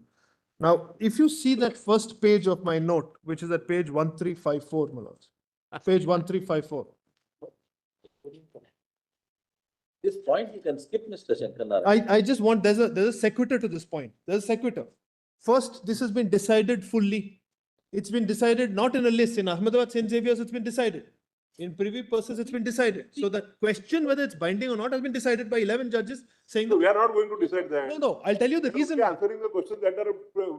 No, so the Whatever worth it is, that will be tested somewhere else. sequitur to this, I'll explain what the sequitur is. The sequitur, as a result of this, what is. You may argue this in a subsequent matter where this is No, I- considered whether what is the. No, your lordships are fair. So just ignore that first page, come to the second page, 1355. Just come to the second page.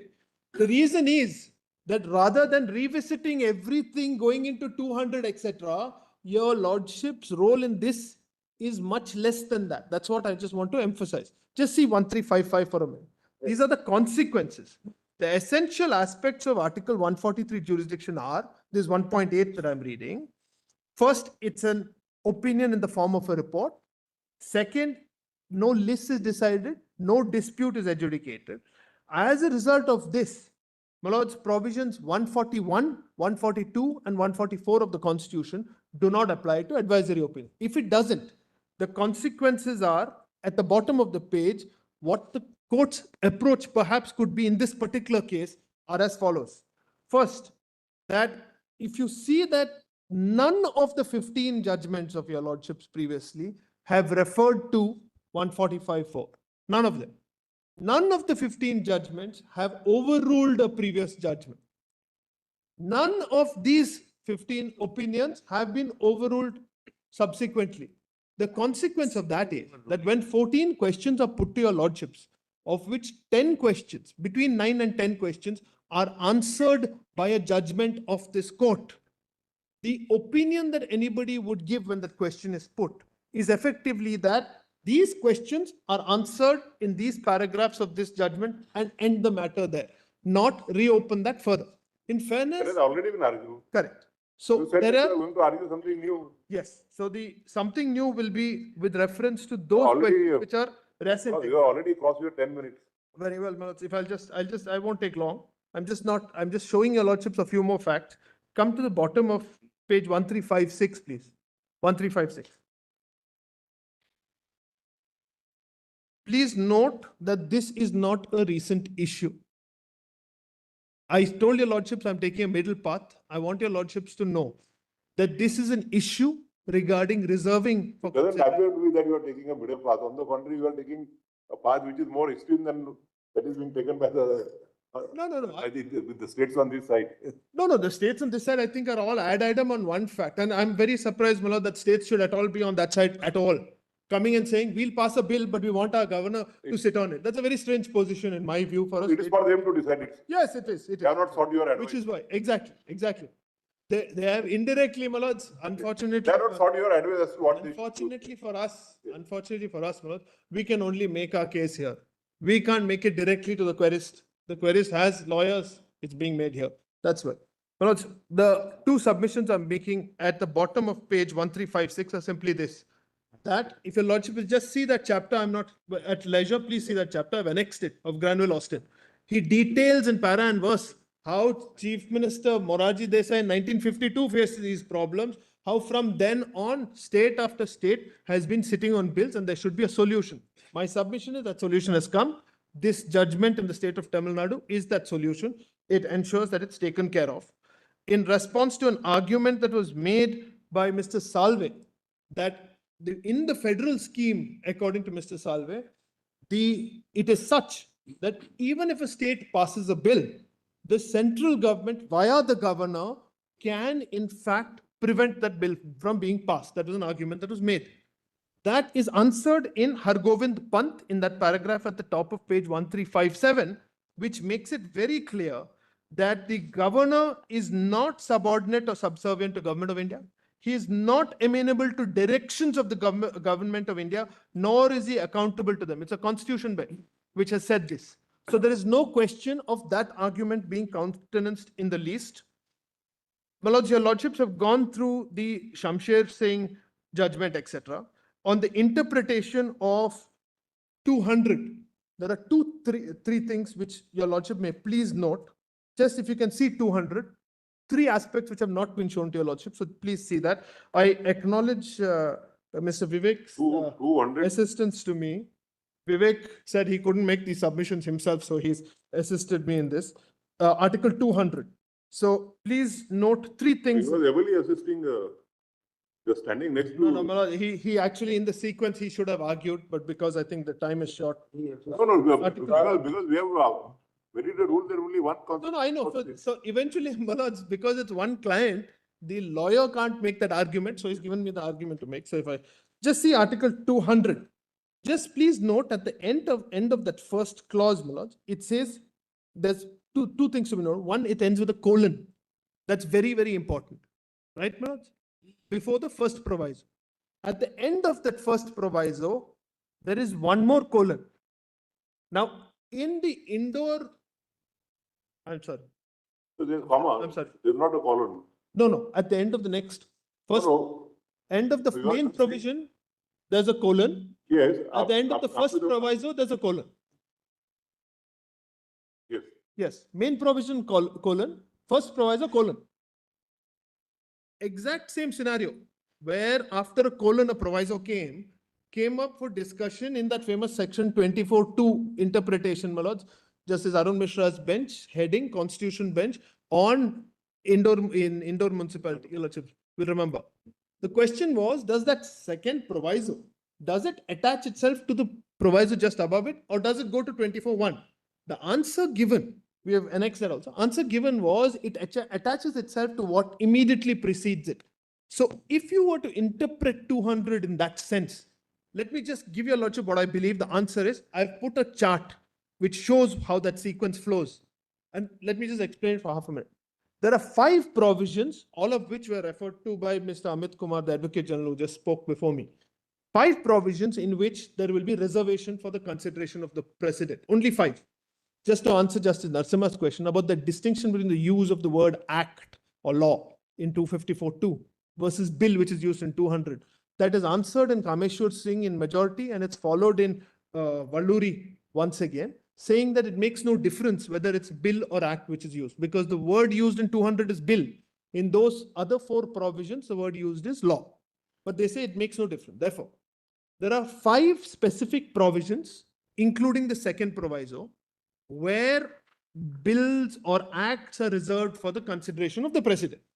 Barring those 5, the interpretation of 200 is clear. Every single bill gets assent. Every single bill gets assent. The question is when. Either you get assent immediately, or you withhold it for it to go back to the legislature.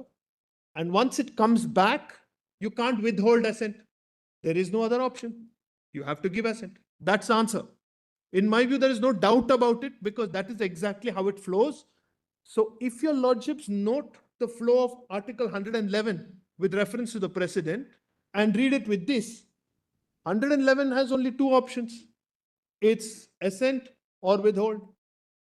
Here, if you consider the fact that there is money bill, if you consider the fact that there is reservation for the president, and the fact that if you see the words once again, which have been used after the presentation, if I can just read that first proviso, provided that the governor may, as soon as possible, after the presentation to him of the bill for assent, which means if you see the first proviso,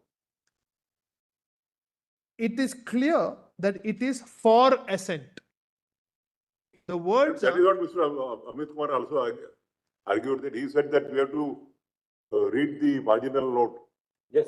no, I'm not on the marginal note. I'm on the first proviso. So It according to- says, provided that the governor may, as soon as possible, after the presentation to him of the bill for assent. It's not for any other purpose. It's only for That's assent. what Mr. Amit Kumar also argued. Very well. We have already taken 20 minutes. But I have 3 more, No, we have, 3 we more have to, submissions. Because, we have to give time at least 10 minutes each to the others. may I just make one submission? You Your conclude it. lordships have heard, your lordships have. No, heard the as an conclusion. intervener, we have sufficiently heard you. No, I know, but I'll just take 2 moments. I'll just take 2 moments. Now, I'm skipping the justiciability part of it, but I've mentioned, if your lordship will just take the note, then I'll finish in 2 minutes. Just see 5.4, middle of the page, point 5.4. It gives your lordships the reasons Page? why, page 1359, 1359. Yes. 1359, 5.4. If your lordship sees, I've given 5 instances in the constitution where if the governor refuses to swear in a chief minister, president withholds issuing a warrant of appointment of a judge, governor does not lay annual financial statement. All these instances, your lordships will step in, because the question always being put is, these are not instances in which you will step in. There are multiple instances which can occur. Thankfully, they've not occurred, but multiple instances where it will be demanded that there will have to be a neutral authority who steps in and plugs that issue.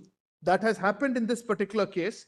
We have given 2 full annexures, if your lordship will see page 1360. Appendix 8 and Appendix 9 are multiple instances, my lords, where your lordships have stepped in. 1360, if your lordship sees 6.1 and 6.2. Series of instances where, with reference to speaker's decisions, with reference to Article 161, etc., your lordship 324, appointment of the election commission, you have stepped in. On timelines, apart from the speaker judgment, the second judge's case, Scora, your lordships impose timelines on yourself. That has not been read to your lordship. Please read the concluding part of Scora. Timelines of 6 weeks, 4 weeks, 1 month, etc. are put on every authority there, which is president, governor, and Supreme Court. So the fact that timelines are being put on high authorities should not come as a surprise. It's happened repeatedly in the past.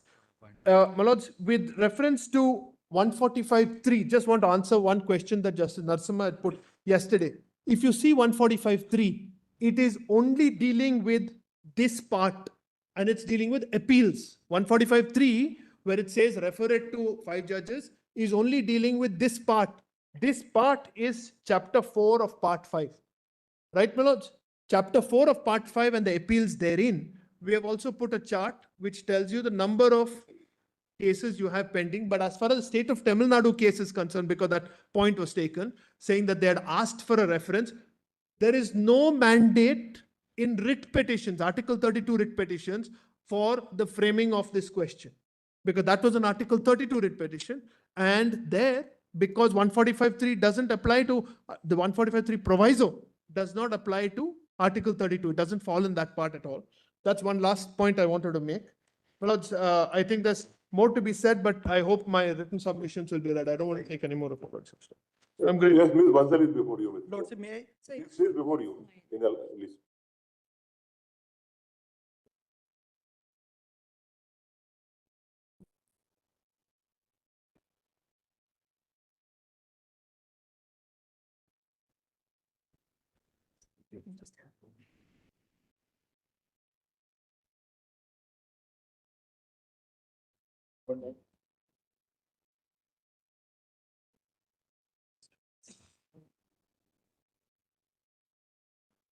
Thanks.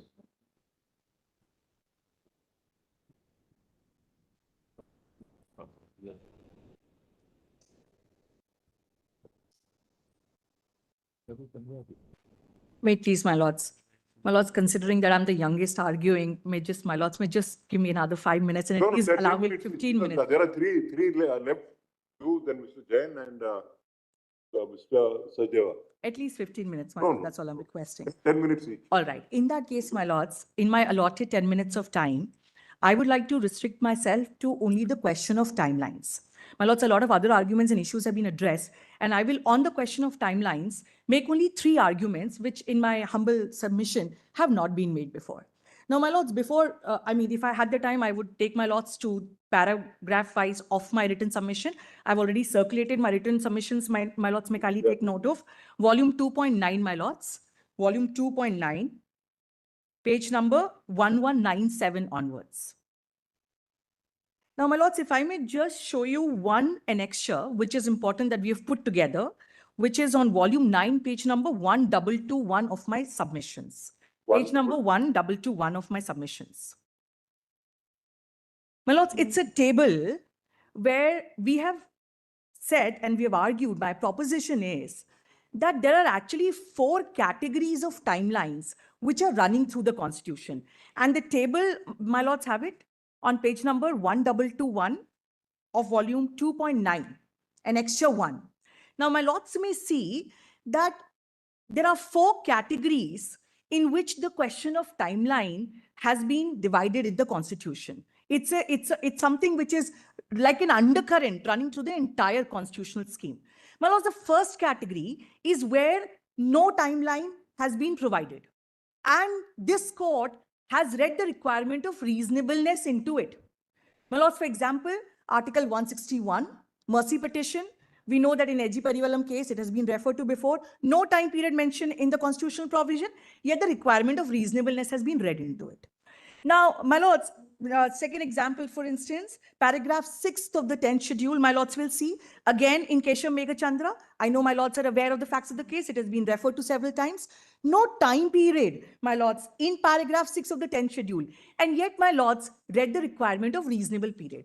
My lords, so this is the first category, and there are more, where no timeline absolutely or any word suggesting timelines, and yet the courts read into the requirement of reasonableness. Now, there's a second category where there are specific timelines mentioned in the Constitution itself. It's a long list, my lords, but for instance, Article 123 subclause 2, Article 213 subclause 2. For example, that the ordinance must be laid before the legislature and that it will cease to operate 6 weeks after reassembly unless approved. Now, my lords, there's a long list, if my lords may have the table. Since this is a point which requires least consideration, I'm not going to focus on the second category. If there's a specific timeline, you ought to follow it. Now, there is a third category, my lord, and my focus is that there is an attempt, while we're discussing as soon as possible, not enough has been said, my lords, on as soon as maybe. And that is my first major argument today. that there is a third category called as soon as may be. And my lords, there are 17 times that in the constitution, the phrase as soon as may be has been referred. And then there is a fourth category right next to it, my lords, which says as soon as possible. Now, my lords, in the interest of time, I will just refer to one particular paragraph, which will bring out the difference between as soon as may be and as soon as possible.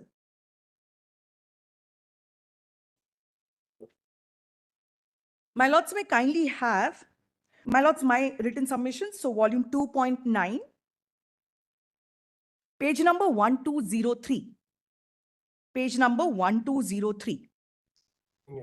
My lords, I've also included it in the drive. So if my lords are looking at the drive, it's volume 5.58, page number 22641. My lords have it. My lords, volume 5.58. Page number 22641, or my lords may just look at my submissions, page number 1203.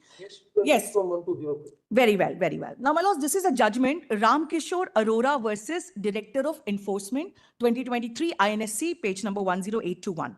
And my lords, if I may quote paragraph 19 and 20 of this judgment, I quote, in view of the above, the interpretation of the expression as soon as may be assumes significance. In our opinion, the interpretation of the said expression should not detain us more in view of the Constitution bench judgment in the case of Abdul Jabbar Butt and another versus State of Jammu Kashmir. In the said case, the Constitution bench, it was a Constitution bench, my lord, Abdul Jabbar Butt, while interpreting Section 8 of Jammu and Kashmir Preventive Detention Act 2011, had an occasion to interpret expression as soon as may be, and it observed thus. My lords, this is the key operational part. The observations of Justice Assent in King's Old Country Limited versus Liquid Carbonic Corporation Limited quoted Stroud's Judicial Dictionary and said, to do a thing as soon as possible, my lord, they are also distinguishing it. I mean, they're using both as soon as possible. As soon as possible means to do it within a reasonable time, with an understanding to do it within the shortest possible time. Likewise, to communicate the grounds as soon as may be, may well said to mean to do so within a reasonable time, with an understanding to do it within the shortest possible time. Now, when we read those two sentences, it looks like the same thing is being said, which is why we ought to read further. The words as soon as may be came for consideration before this court in Ujagar Singh versus State of Punjab. And at page number 76162, this court observed that the expression meant with a reasonable dispatch, and then went on to say that what was reasonable must depend on the facts of each case. My lords, may kindly just turn the page, and I have one last line. My lords, page number 1204 of my submissions. My lords, there a phrase is used which will give us the key of distinction between as soon as may be and as soon as possible. And I quote, my lords, it's highlighted on page number 1204, first paragraph. The words as soon as may be in the context must imply anxious care on the part of authority concerned to perform its duty in this respect as early as practicable without avoidable delay. So, my lords, my submission is that it is not by chance that the phrase as soon as may be has been used 17 times.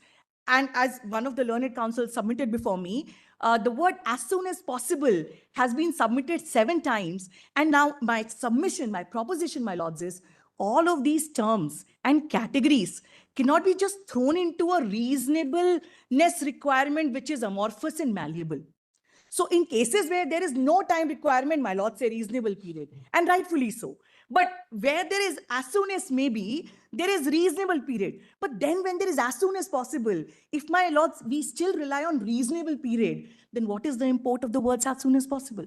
So my lord, that brings me to my second argument, that my lords have a historic opportunity in my humble submission to lay down, at least at the bare minimum, that the words as soon as possible as a meta principle have a higher threshold than all the other timelines provided in the Indian Constitution. My lords, right now I'm less so on the specific timeline. I'm just going to come to it in 1 minute's time. But my major argument, my lord, is that this is an opportunity to remove this confusion and say, while reasonable requirement is underlying all these different categories of timelines, but as soon as possible, my lords, which is used 7 times in the Constitution, has to mean more than as soon as may be, and therefore has a higher threshold, and therefore a more expediency requirement as compared to as soon as may be. Now, my lord, that brings me to my second argument, that if my lords accept this argument, that as soon as possible is a higher threshold, that still begs the question that can this court, and I mean, we're looking at the Tamil Nadu judgment while this is advisory, but this question is before my lords, that can specific timelines be laid down? So can the court decide 1 month, 3 months, so on and so forth? And I also ask myself the additional question that what will be the ramifications of that when as soon as possible comes up in other places in the Constitution? So for example, can this court then be laying down specific timelines in other places also where as soon as possible comes up? And to that, my lord, I have twofold submissions. My first submission vis-a-vis specific timelines is this, my lord, that my lords have ample power under Article 142 to do complete justice, and that is not a limited power to lay down timelines only in specific cases. My lords, it is true, and I acknowledge humbly that every time this court has laid down timelines so far has been specific to the facts of the case. But I am suggesting, my lord, that under Article 142, there is nothing to prevent my lords to also lay down systemic guidelines, except two things have to be seen. The first thing, my lords, when laying down systemic guidelines for time to come is, the first question is that whether this timeline is consistent with constitution provision and it's not violative of any other statutory provision, which in this case I'm suggesting that putting in the 1 month requirement, going back to my argument, because of a higher threshold of as soon as possible, is in no way substantially, is in no way going to change the nature of Article 200 and 201. And because of that, my lords, read with Article 142, it is my humble submissions that my lords, once they lay down that as soon as possible is a higher threshold, then Article 142 can permit them to lay down systemic guidelines for time to come, as long as my lords also hold that this 1 month, 3 months time period is not going to change the substantial nature of Article 200 and 201, which it is my submission that it does not.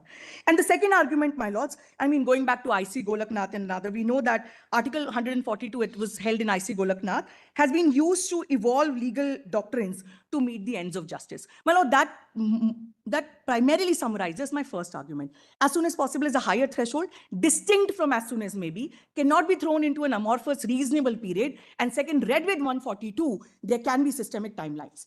Now, my lord, that brings me to my second question. And I know that, my lord, this might sound new or out of place, but I request my lords to indulge me for 2 minutes by the watch on this argument. My lords, this debate. You have to conclude within 2 minutes. My lords, hear me. Allow me 2 minutes to. If my lords entertain this argument, I will go forward with it. But I need to speak this argument and speak my truth, so to say.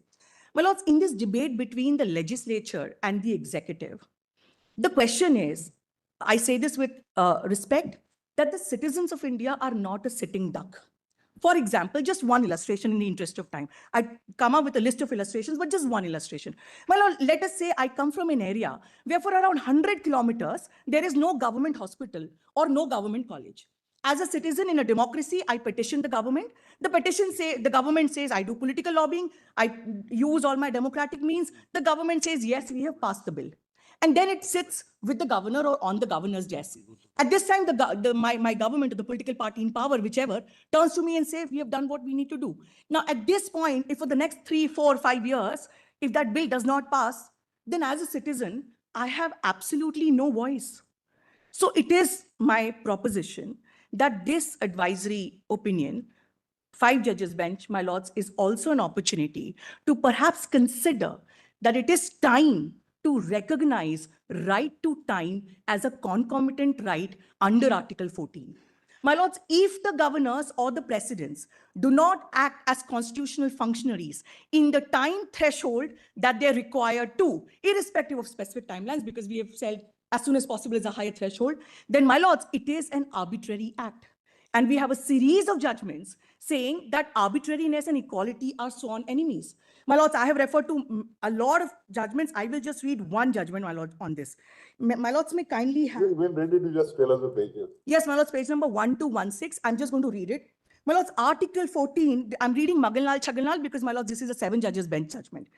Article 14, page number 1216, last line, my lords, of my written submissions.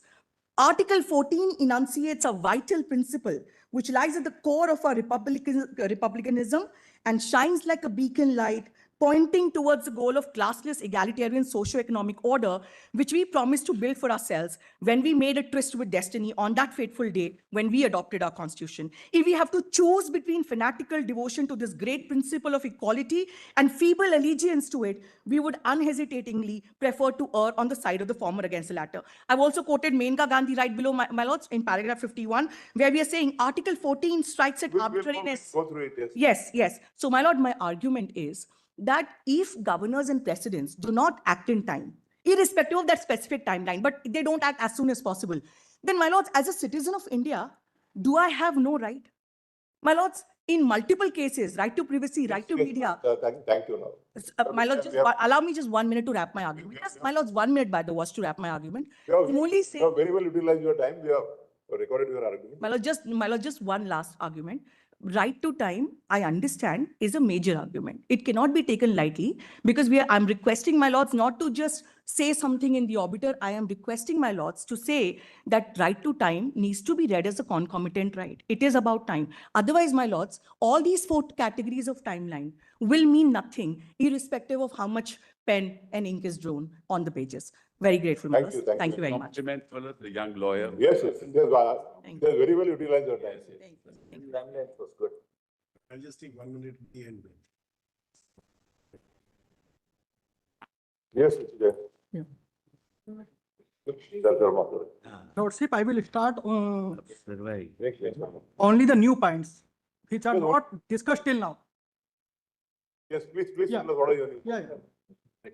In Article 361, President and governors are given protection in criminal and civil matters only, not in the constitutional matters.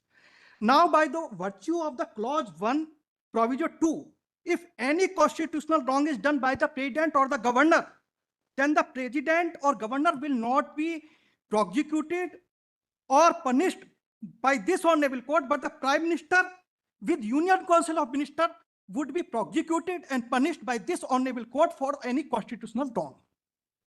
Second, in this constitutional court have power not only to correct the constitutional wrong, but also to prosecute and punish the persons liable for that constitutional wrong. It is the hidden power which our constitutional makers provided in Article 361 in Proviso 2.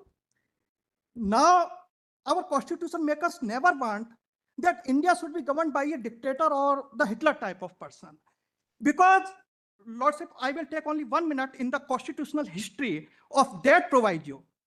Our constitutional makers also seen the Second World War at that time, and they are also affected the devastating effects of that. The Hitler was also the one reason of that war at that time. I am not going the plus and minus of any politics. I am just saying only 2 things regarding the Hitler that are directly connected to this proviso. Is there any discussion in the Constitutional Assembly debates with regard to Hitler? Lordship, it is connected to this constitutional court power, so that's why. Is there any debate?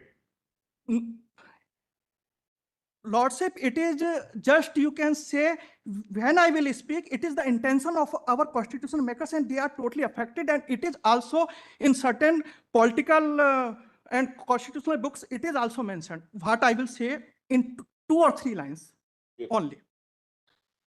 Hitler was the political leader. He was not a dictator initially. In Germany at that time, there was a Nazi party. He was elected to the leader of the Nazi party in the democratic way and become the chancellor by the Hindenburg. But at that time, he kills the democracy in his own political party, and suddenly he misused all the parliamentary and the constitutional provisions and misused them and become the dictator in the Germany. Our constitution makers who borrowed the constitutional provisions from the different world countries also have the fear at any time can it be possible in the Indian democracy, can a leader elected by the democracy and by the votes can be converted into a dictator? Can it be possible? That was the question also in their mind So that's why they provided this proviso. This constitutional court have no. Veda and the learner, please don't interrupt. He gets disturbed. Look, we are internally discussing, my lord. Don't For disturb the that. first time in the history of this court, Yes. Hitler is, my lord, coming Yes, yes. according to him to the aid of constitutional Lord, it's interpretation. taken our time, so please. Yes. Please, can I continue? Yes, conclude. Lord, sir. So the constitution, we have the democracy, and our constitution makers have the fear that one time can any elected political leader can be converted into a dictator. So that's why this court have the power under Article 142, that is the enhanced power, that is the different thing. They also in this provision provided this power to this constitutional court. And even now there can be the question, then who can come to this court? And by the virtue of this provision, any Indian citizen, any person can come to this honorable constitutional court. And it is not necessary that a political party should come. It is clearly mentioned in this provision. So who is saying that no person can come? Who is saying that a citizen is precluded from coming to the court? Provided further that nothing in this clause shall be constituted as restricting the right of any person to bring the appropriate proceeding against the government of India and the government of the state. So that's why. If I can give the one example. If in 20 or 25 states, the government of the one party, and in the 4 or 5 of the opposition party, and if the continuous rule of the particular person is going on years and years, decades and decades, then what will happen? Who will bring out from the clutch of that person this constitutional? There are citizens of two types who cast the vote, and second, under the 18 years and the children in the womb of the mothers, they also have the right to the democracy. You have 2 more minutes. So conclude. Lordship again. Now the clause 1 is limited when it says that the president or governor shall not be answerable in the court. Never means that power or duties of the president or governor cannot be explained or defined, or vacuum cannot be filled, or writs cannot be issued by this honorable court. That means these writs can be issued to the president and the governors regarding their acts, duties, and the rights. That is the explanation, constitutional explanation of the Article 361, which are left. And now, Lordship, I will come to Article 111. In that, I will touch only one thing. Indian president have the power of pocket veto only in one condition. If the central ministry is shaky or is about to collapse. Not in any other case. Suppose if an ordinary bill is passed by the parliament and the president have the reason that it will collapse shortly, or the government have not majority in the house, in that case, he can use the pocket veto and keep the bill on his desk indefinitely, otherwise not. Not indefinitely, till the new assembly.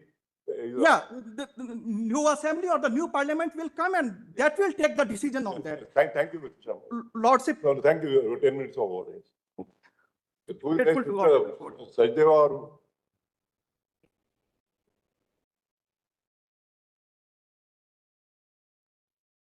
My lord, I am appearing in IA number 198588.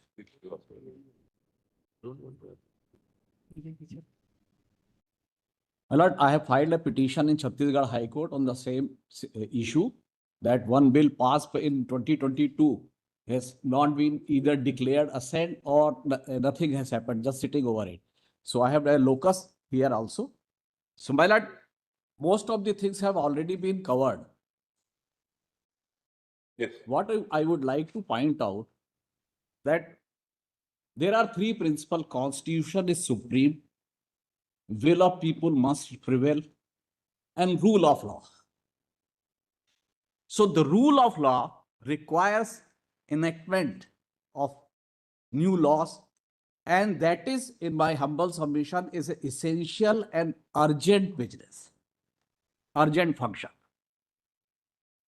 That is why the provision of promulgating ordinance is provided in the Constitution.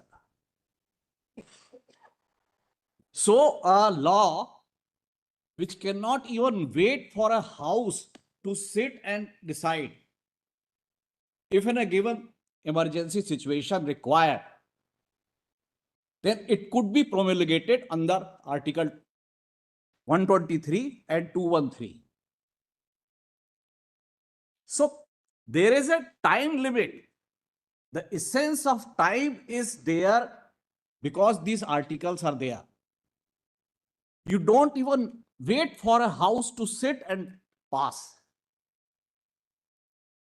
Now, on Article 213, there is only one proviso in the main part, which requires precedent consideration, precedent recommendation. There is no corresponding proviso as regard to Article 200, the first proviso, which gives withheld. So something which is not there in 213 and there in 200 can't be interpreted in a manner to provide a pocket veto or withhold indefinitely. Just suppose a situation, an ordinance is passed, promulgated, and after 4 months, House sits, pass the same bill, can governor withhold? No. That is already been argued. If you want to argue something, Yes, you will tell us. just my lord. The second thing is as soon as possible. The query has came. He has very beautifully argued just before you. The query has come As soon as possible. that in as soon as possible, the suggestion with regard to not later than 6 months is not agreed. My lord, may kindly have a look at Article 62 and 68, which is with regard to election of president and election of vice president. In 62(2), when a casual vacancy occurs, the article says as soon as possible, but not later than 6 months. But in the case of 68, the election of vice president, the article says as soon as possible only. Does it mean that election of vice president is less important? As a matter of fact, vice president chairs the Council of State, Rajya Sabha. So the session may be within next month or after 2 months. So this as soon as possible shows more urgency. It doesn't allow you to sit for 6 months. Yes. And my lord, the electoral college is also made different for this. The president electoral college involves legislatures, whereas the vice president electoral college is limited to only 2 houses. Yes, how is that relevant in this? Because the election has to be completed in a sooner better. I am just substituting my earlier argument. That as soon as possible shows more urgency where it is used only without any time period. So in Article 200, when it was not agreed to, not later than 6 weeks, it doesn't mean that because after passing of bill, there are instances when in 2 days, 3 days assent is given. So my lord, the next point which I would like to raise is with regard to providing timeline. An example was given that trials ke liye timeline was given, but it couldn't be adhered. trial can go on, and this court has to grant time extension. That situation is not akin to this example. In my humble submission, a trial is akin to when the bill is in the assembly. It could be passed same day, it could be sent to some select committee. So we cannot assume in how many days the assembly house would pass the bill. But once it is passed, the situation is akin to reserving the judgment. And my lord have provided that within 3 months after reserving the judgment. And this timeline, because in the whole scheme of the constitution, 5 years for assembly, 5 years for president, vice president, Lok Sabha. There are instances as 2020 bill passed in some state and is still pending. And what is happening in my state of Chhattisgarh, one bill passed with regard to change of university name. Just the change of name that was not given assent. My lord, the third aspect is whether the petition 32 is maintainable. Are you a state government? No, my lord. What I'm This condition is the petition at the case of the what I'm trying to say, I'm just addressing that aspect. Once my lord holds that withhold simpliciter is not there, that is the key. If my lord holds that withhold simpliciter is there, then everything goes. Once my lord holds that withhold simpliciter is not there, then the Council of Minister advice has to be followed, except in the second proviso, what is there in the 200. Even in case of repugnancy, Council of Minister recommendation is required to send to President. That is my submission. What I am saying, that violation of Constitution is ground for bringing impeachment for President. But there is no impeachment provision for Vice Governor. Governor holds office at the pleasure of President. That's all. Then if bill is not given assent to, then it's a violation of Constitution. Then what is the remedy? And So you can conclude within 1 week. Yes. my lord can add that if not state, then leader of the house in the representative capacity can file a 32 petition. Just Yes, not I've taken permission for Andhra But Pradesh. I'm extremely grateful, my lord. Thank you. Not an issue, not, we have supported the union on all stands, except, and including the stand that Article 32 may not lie against the governor. But to say that 32 will not lie in all cases by state law, that is something which we cannot countenance, because water issues, pollution issues, man-made disasters, and writs are pending. So let that issue not be gone.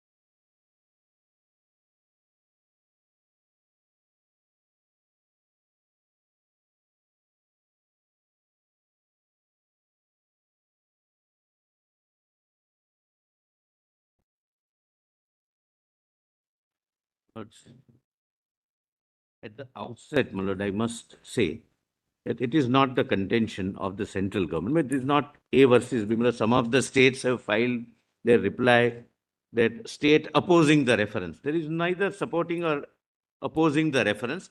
Questions are put. So I am answering those questions that this is our interpretation.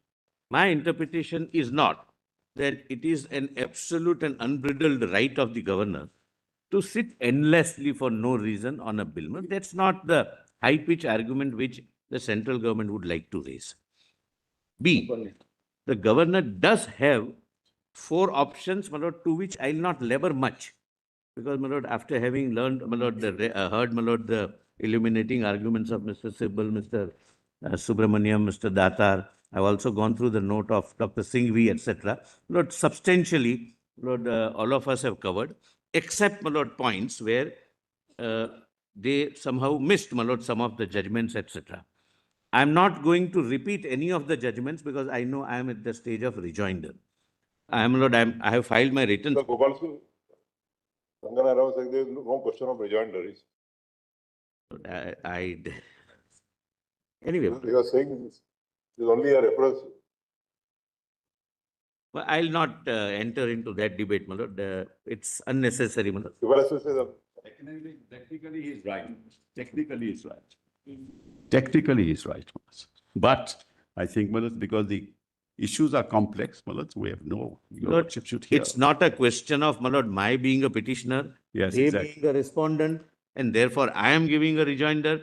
It is a question of assisting the court that this is the view of the central government, this is the view of some state governments, these are the views of this another state governments, and if they have expressed certain views, their interpretations, Lord, then I am just reacting or responding to their, my lord. It cannot be taken, my lord, in that strict jacket rejoinder, reply, rejoinder argument. Because it's not a list, my lord. Because it's not a list. It's not a list, my lord. Therefore, there is no rejoinder, but I agree think with we Madam. should It's not not a object list. if the solicitor wants to. Only an opinion. No, my lord. Not binding on anyone. Lord, I would not reduce. It is a report, but we have had the perspective of 2 extreme views taken and argued by the 2 sides. Your lordships are The right. balance, we will have to bring it. Yes. I think we have seen the extreme views from both Correct. sides. My lords, your lordships may, my lord, find. It's a very enormous task that we have. Your lordships, my lord, therefore. And the task of 18,000 pages. That's, my lord, that's a Herculean task. Unfortunately, there is no summer vacation in between now and 24th November. Yes, my lord, there is none. My lord, and your lordships. The attorney has contributed only very little part of it. I said, I have contributed only very little part of it. Yes. Pages have gone up to 25,000, not 18,000. 25,000. Volume 5.62. But, my lord, to be fair to everyone, we have not, none of us, my lord, have cited all judgments which are placed on record. My lord, possibly they are placed on record in case, my lord, it is required to be cited. We are told of constitutional silence. Yeah, yes, my lord.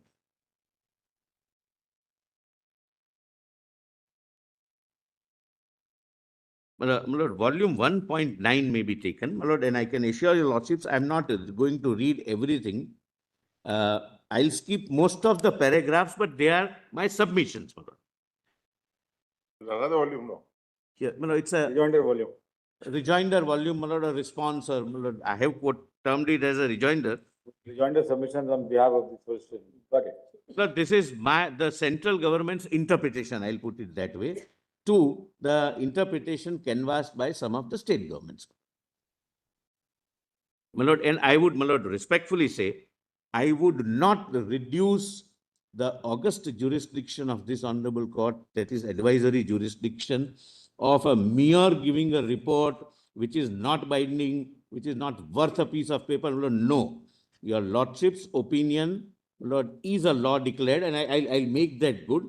And your lordships can even declare, I'm repeating, your lordships can even declare that this particular judgment or the view expressed does not lay down the correct law. Your lordships can even overrule that. It's not just, my lord, a communication or conversation between the President of India and the Supreme Court of India.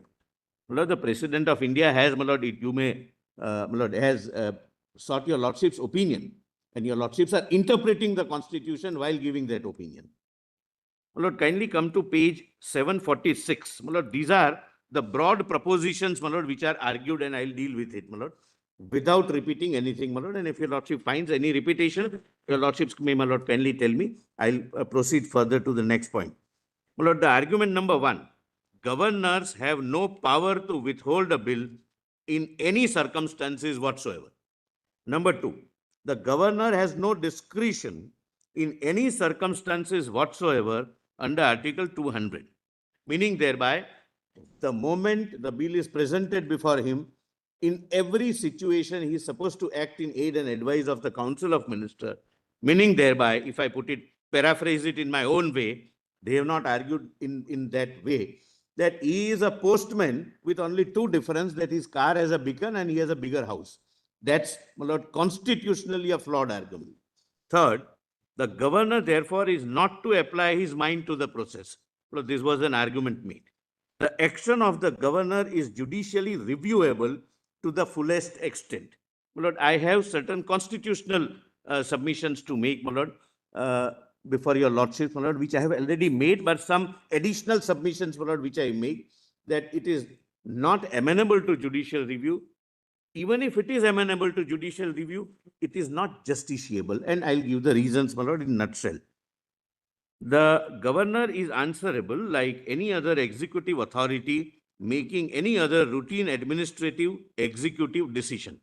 My lord, this is again, my lord, in my respectful submission, constitutionally not correct, because as I'll show, my lord, from the scheme of the constitution, the legislative process starts from a particular article, my lord. Thereafter, it comes to introduction of the bill. Thereafter, how the bill travels, and it ends, the legislative process ends with the assent of the governor. Your lordships are aware, the governor is a part, he is a component of the legislative assembly, but he has no right to vote. He cannot preside over the meeting. But nonetheless, he is a part of the legislature because the legislative process commencing from introduction of bill culminates into the final step of legislative process under Article 200, when he gives his assent. And the last, the governor must act within a set time frame as provided for by the court, absent any constitutional provision. My lord, kindly turn the page over. My lord, I have, my lord, already narrated, but I am emphasizing, my lord, this oath of office, my lord, because your lordships are considering the powers, functions, duties, responsibilities, etc. of the governor. And there is one judgment which is not so far cited, for which, as a prelude, I would like, my lord, your lordships to see which oath the governor and the president takes, which is, my lord, these are the only two functionaries for which, my lord, this specially defined oath is, my lord, contemplated in the Constitution, Article 159. I so and so do swear in the name of God that I'll faithfully execute the solemn affirm office of governor of so and so, will to the best of my ability preserve, protect, and defend the Constitution and the law. Lord, my first respectful submission is that there are certain implied discretions, which I will come to, my lord, little later. And one of the implied discretion, my lord, would flow from his duty to preserve, protect, and defend the Constitution. Lord, now, please, my lord, come to Article 167, which is quoted at page 747. It shall be the duty of the chief minister of each state to communicate to the governor of the state all decisions of the Council of Ministers relating to the administration of the affairs of the state and proposals for the legislation, to furnish such information relating to the administrations of the affairs of the state and proposals for legislation as the governor may call for. He can even ask this, how this particular government is functioning. And I'll, my lord, show Supreme Court, as your lordships have said, why this is the power conferred upon you. C, if the governor so requires to submit for the consideration of Council of Ministers any matter on which a decision has been taken by the minister, but which has not been considered by the council. He can say that such a decision of this magnitude, decision affecting the entire state or decision affecting the economy of the state could not have been decided by one individual minister, place it before the cabinet. Lord, these are the responsibilities of the Honorable Chief Minister of the state. Lord, now in this context, please read a Constitution Bench judgment which is so far not read, my lord. That is case of BP Singhal versus Union of India. Page 748, my lords. Lord, your lordships may see para 35 of this judgment. My lord, last line, which nothing, my lord, says much, it says the constitutional position. He thus occupies a high constitutional office with important constitutional functions and duties. Now, please see further. In state of Rajasthan versus Union of India, please mark, this is a 7-judge bench judgment. A constitution bench of this court described the proposition of the governor thus: the position of the governor as the constitutional head of a state, as a unit of the Indian Union, as well as the formal channel of communication between Union and the state government, who is appointed under Article 155 of the Constitution by the President by warrant under his hand and seal, was also touched in the course of arguments before us. On the one hand, as the constitutional head of the state, he is ordinarily bound. Please mark, my lord. The argument was that he is always bound. 7 judges bench says ordinarily bound by reason of a constitutional convention by the advice of his council of ministers conveyed to him through the chief minister, barring very exceptional circumstances, among which may be pointed out by my learned brother Justice Bhagwati and Justice Krishna Iyer in Samser Singh case, a situation in which an appeal to the electorate by a dissolution is called for. On the other hand, as the defender of the Constitution, look, this is why I read the oath he takes, as a defender of the Constitution and the law and the watchdog of interest of the whole country and well-being of the people of his state in particular, the governor is vested with certain discretionary powers in exercise of which he can act independently. One of his independent functions is making of report to the union government of the Constitution could be exercised. Insofar as he acts in the larger interest of the people appointed by the President to defend the Constitution and the law, he acts as an observer on behalf of the Union and has to keep a watch on how the administrative machinery and each organ of the constitutional government is working in the state. Unless he keeps such a watch over all governmental activities and the state of public feelings about them, he cannot satisfactorily discharge his function of making the report which may form the basis of the presidential satisfaction under Article 356(1). My lord, here the 7-judge bench reads the implied discretion that under certain circumstances, as a watchdog, as a representative of the union, as a representative of the president, he will have to have certain discretionary powers, and one of the illustrative power is Article 356. Lord, further, Lord, this BP Singhal cites state of Karnataka. Lord, another 7-judge bench judgment. Lord, the governor of a state is appointed by the president and holds office. By state administration is carried on by him, etc., etc. My lord, your lordships may, my lord, kindly see. There are, my lord, your lordships can skip 38. 38. Another constitution, my lord, this is all quoted in BP Singhal. Another constitution bench of this court in Hargovind Pant versus Raghukul Tilak. My lord, please see, my lord, only the highlighted part. Lord, I have quoted everything so that I am not accused of selectively quoting, but what is relevant for the present purpose would be, my lord, in my submission, the highlighted part. The governor is the head of the state and holds a high constitutional office which carries with it important constitutional functions and duties, and he cannot, therefore, even by stretching the language to a breaking point, be regarded as an employee or servant of the government of India. My Lord, not in these words, but my Lord, Dr. Singhvi virtually said that he is just, my Lord, a nobody who is sitting there on behalf of Union of India. He is not amenable to the direction of the government of India, nor is he accountable to them for the manner in which he carries out his functions and duties. He is an independent constitutional office which is not subject to the control of government of India. He is constitutionally the head of the state in whom is vested the executive power of the state, and without whose assent there can be no legislation in exercise of the legislative power of the state. Grant of assent is exercise of legislative power of the state. And this would be relevant, my lord, when your lordship are pleased to examine the justiciability and locus of filing writ petitions which is conferred by, my lord, this honorable court. There can therefore be no doubt that the office of the governor is not an employment under the government of India, etc. 5 is important. It is impossible to hold that governor is under the control of the government of India.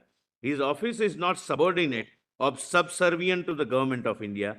He is not amenable to the directions of the government of India, nor is he accountable to them for the manner in which he carries out his functions and duties. Then, my lord, Rameshwar Prasad is quoted. My lord, this is again, my lord, constitution bench, but I'm skipping para 39 and directly coming to para 40.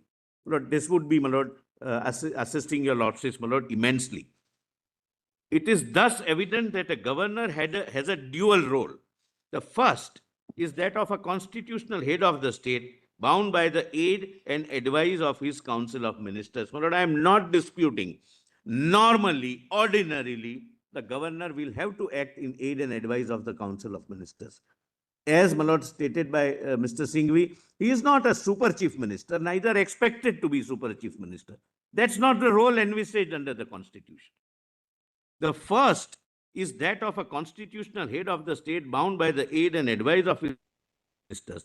The second is to function as a vital link between the union government and the state government.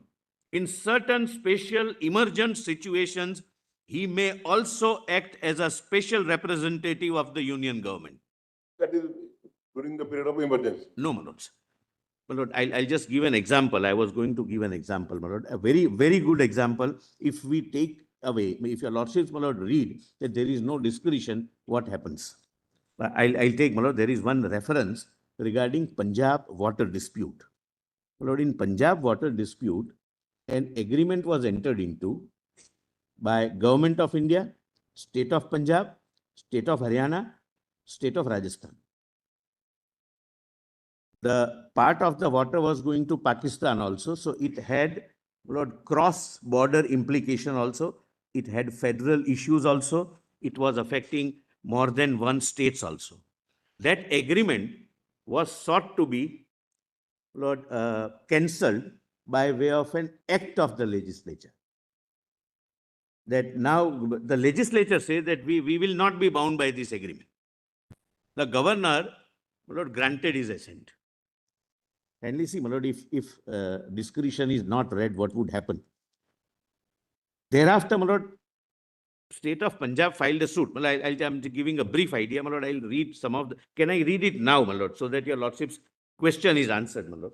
Kindly have a look at, my lord, that State of Punjab judgment. Volume 5.24. Volume 5.24, page 9357.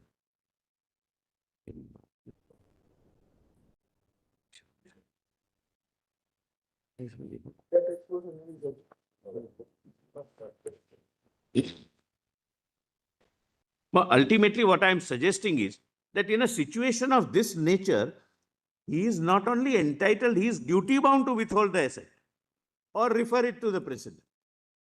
And that Council of Ministers will never advise him to do. Lord, kindly see para 2. Lord, this is the reference. Lord, at page 9360.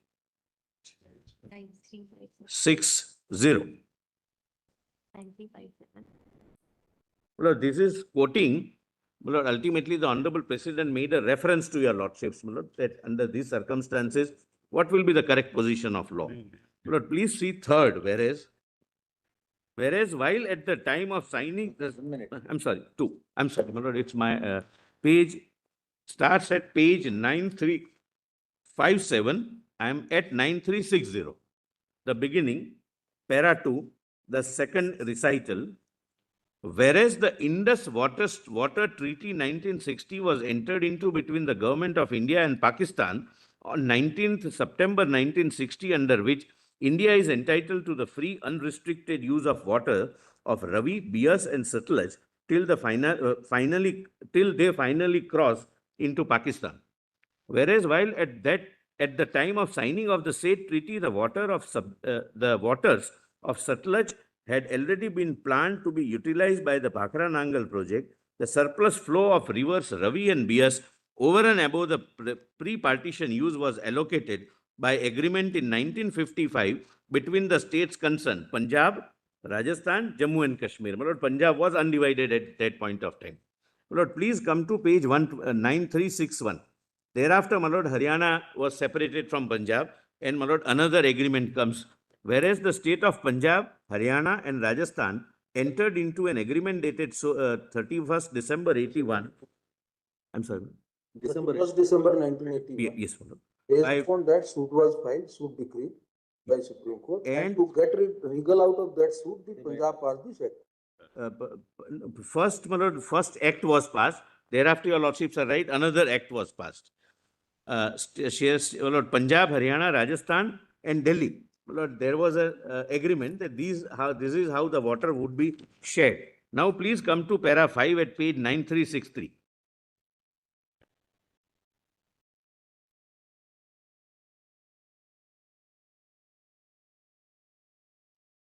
Lord, the state of Punjab, Haryana and Rajasthan entered into an agreement dated so-and-so, which has been referred to herein above in the reference, by virtue of which the Punjab, Haryana, Rajasthan, in view of overall national interest and optimum utilization of Ravi and BS waters, had agreed on relocation of Ravi and BS waters, but as the said agreement was not being acted upon by the state of Punjab, the state of Haryana had instituted suit number 6 of 96 before this court under Article 131 of the Constitution of India. Now, para 7. The state of Punjab did, then there was a judicial order passed by your Lordships in 131. In the suit filed by the state of... It was decreed. Yes. Now, please come to... January 2002. My Lord, sorry. Para 7. The state of Punjab did not comply with the decree dated so and so.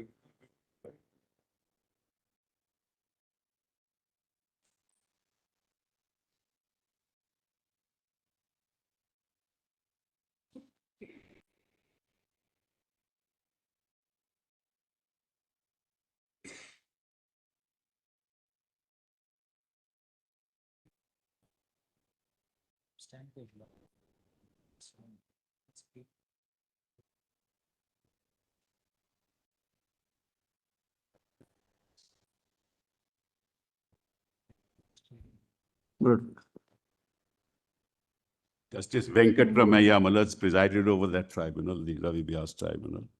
And Malaz Haryana got a share, as your Lordship knows, not implemented by Punjab, which resulted in all these suits, Malaz. That's what really happened. Lord, para 936. Nani Palkiwala and I represented Haryana. Lord, para 6. Punjab was represented. Lord, para 12 may kindly be seen. At this juncture, we would like to refer to certain unwarranted developments which took place after we started hearing this reference. The legislature for the state of Punjab introduced Punjab Satluj Yamuna Link Canal Land Transfer of Proprietary Rights Bill 2016. No assent of the governor is received till date. He is under a, my lord, not only entitled, he is under a duty in a circumstances like this not to give assent. Date, and therefore it is not a legislation and will remain a bill passed by the Legislative Assembly. By virtue of the aforesaid legislation, the state of Punjab proposed to act in clear violation of agreement dated so and so, which has been referred to in the reference. Lord, thereafter, my lord, the court says that this ought not to have been done, and non-grant of assent was approved. Lord, these are the circumstances where it is not possible to act merely on the aid and advice of the Council of Ministers. He is under an obligation to defend the Constitution, to preserve the Constitution, to act in his own discretion, and not to grant, my lord. Thereafter, my lord, he refers to the President, and the Honorable President, my lord, gives, my lord, makes a reference.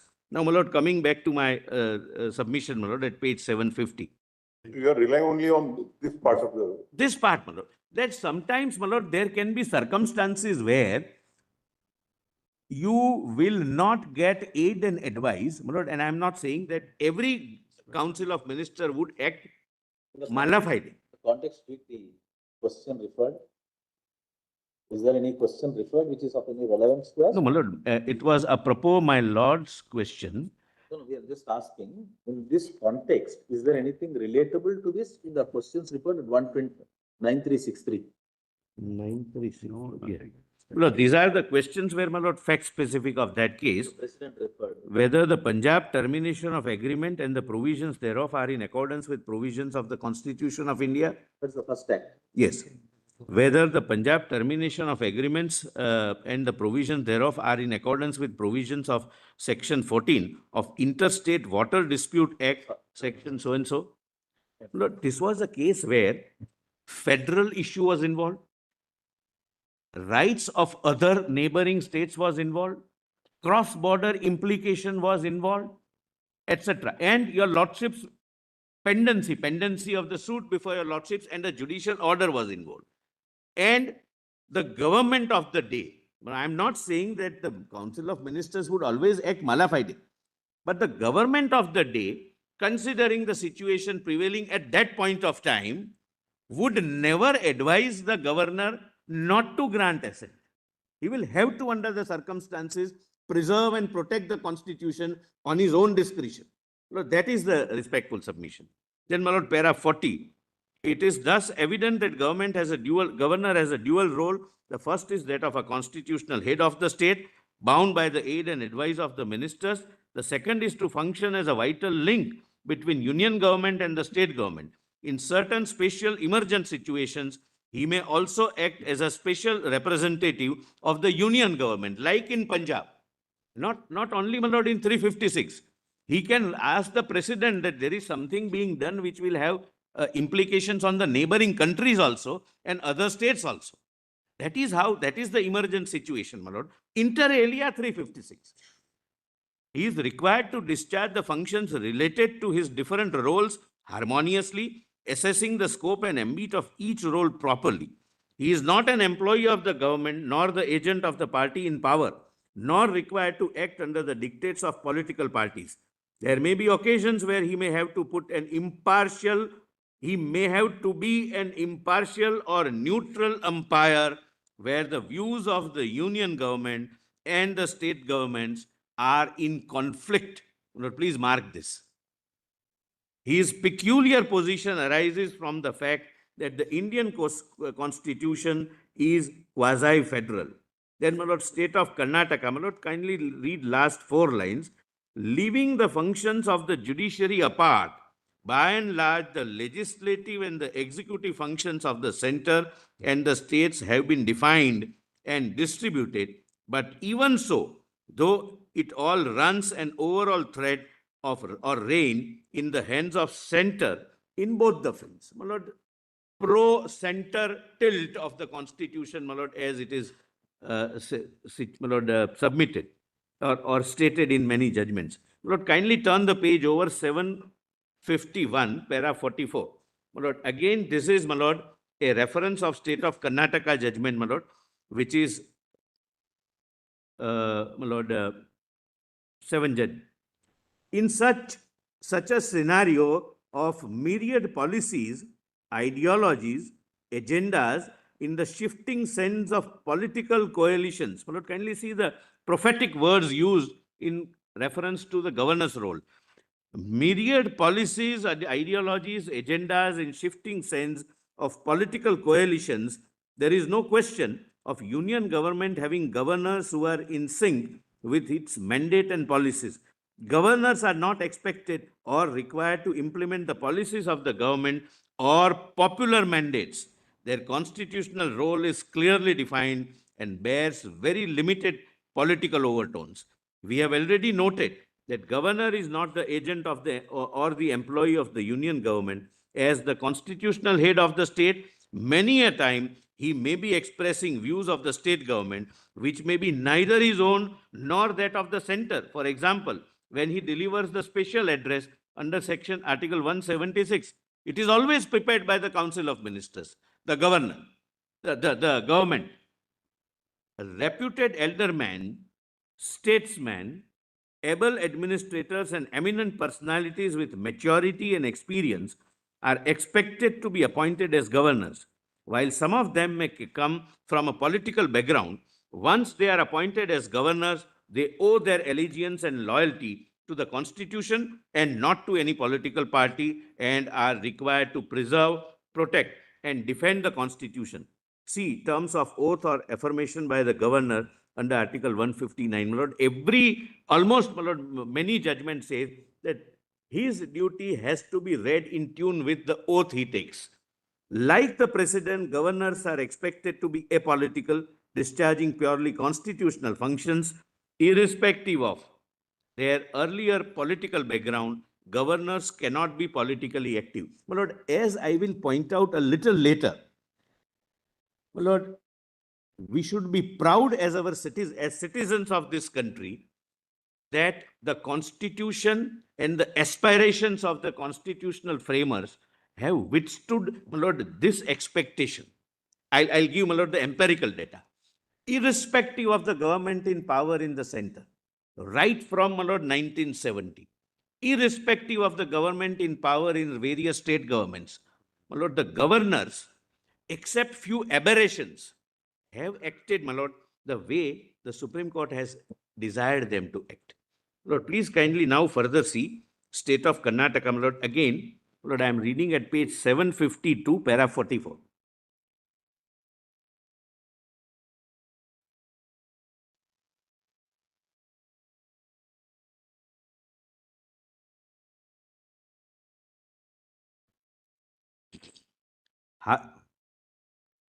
However, we may examine the express provisions of our Constitution relating to the organs of government in states, which no doubt give the appearance of full-fledged separate states for certain purposes. Each state has its own governor exercising the executive power of that state, but all governors, although undertaking to devote themselves to the service and well-being of the people of their respective states, owe an undivided allegiance to the Constitution and the laws. This is where, my Lord, the implied power comes, and exceptional circumstances where aid and advice, they cannot follow if it is unconstitutional or contrary to the Constitution. Now, my Lord, please come to para 753. Page 753. My Lord, I am skipping.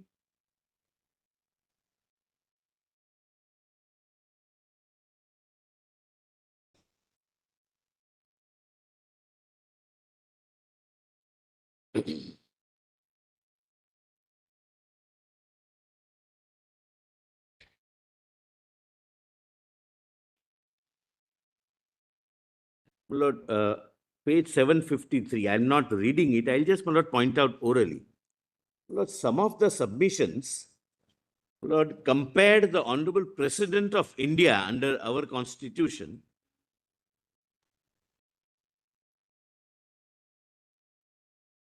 Lord, I think the expenditure which, my Lord, either I was to bear or Mr. Sibal was to bear, Lord, should be borne by Dr. Singh.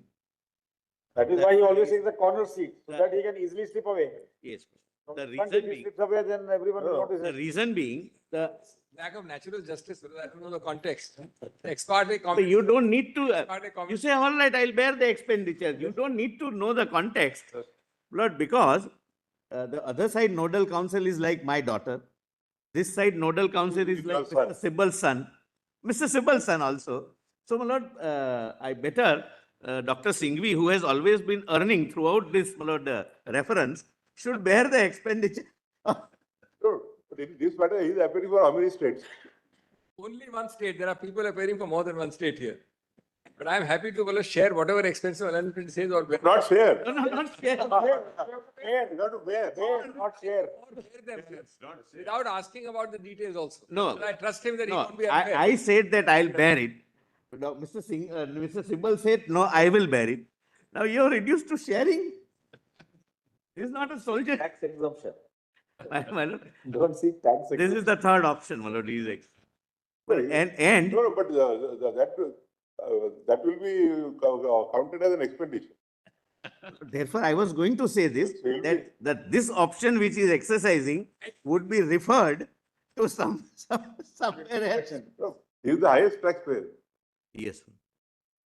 Highest individual taxpayer. Maximum brickbats to that. Anyway, my Lord, on the lighter side, my Lord. My Lord, Crown, my Lord, some of them compared, my Lord, only 2 minutes on this, nothing more than that. That President of India is like a British Crown. My Lord, Mr. Datar even read some judgments that British Crown cannot withhold, cannot do this, cannot do that. My Lord, we will have to understand, my Lord, that our constitution borrows a broad skeleton of parliamentary democracy as available in England. We have not blindly followed it. Crown is a hereditary crown. Queen's son will succeed irrespective of his qualification or acceptability in the nation. He would be the king. While our president is elected by the entire nation by way of an indirect election, because his voters are elected people representing the will and wish of the entire nation. He is supposed to act as per the aid and advice of Council of Ministers, who are all again elected, and they owe responsibility and answerability to both the houses of parliament. This is the position of President of India, can never be compared with the crown, British crown. Lord, that is what I have elaborated. Lord, essentially, my Lord, before I switch over to another topic, my Lord, essentially, my Lord, the governor's role will have to be as a guardian of the Constitution, protector of the Constitution, a representative of Union of India, a person who takes in particular or peculiar circumstances interest of the entire nation because he represents the President of India, and everything he should do in consultation and collaboration with the Council of Ministers. Lord, your Lordships would recall yesterday when Mr. K.K. Venugopal was arguing, Lord, he gave a list of dates in case of Kerala.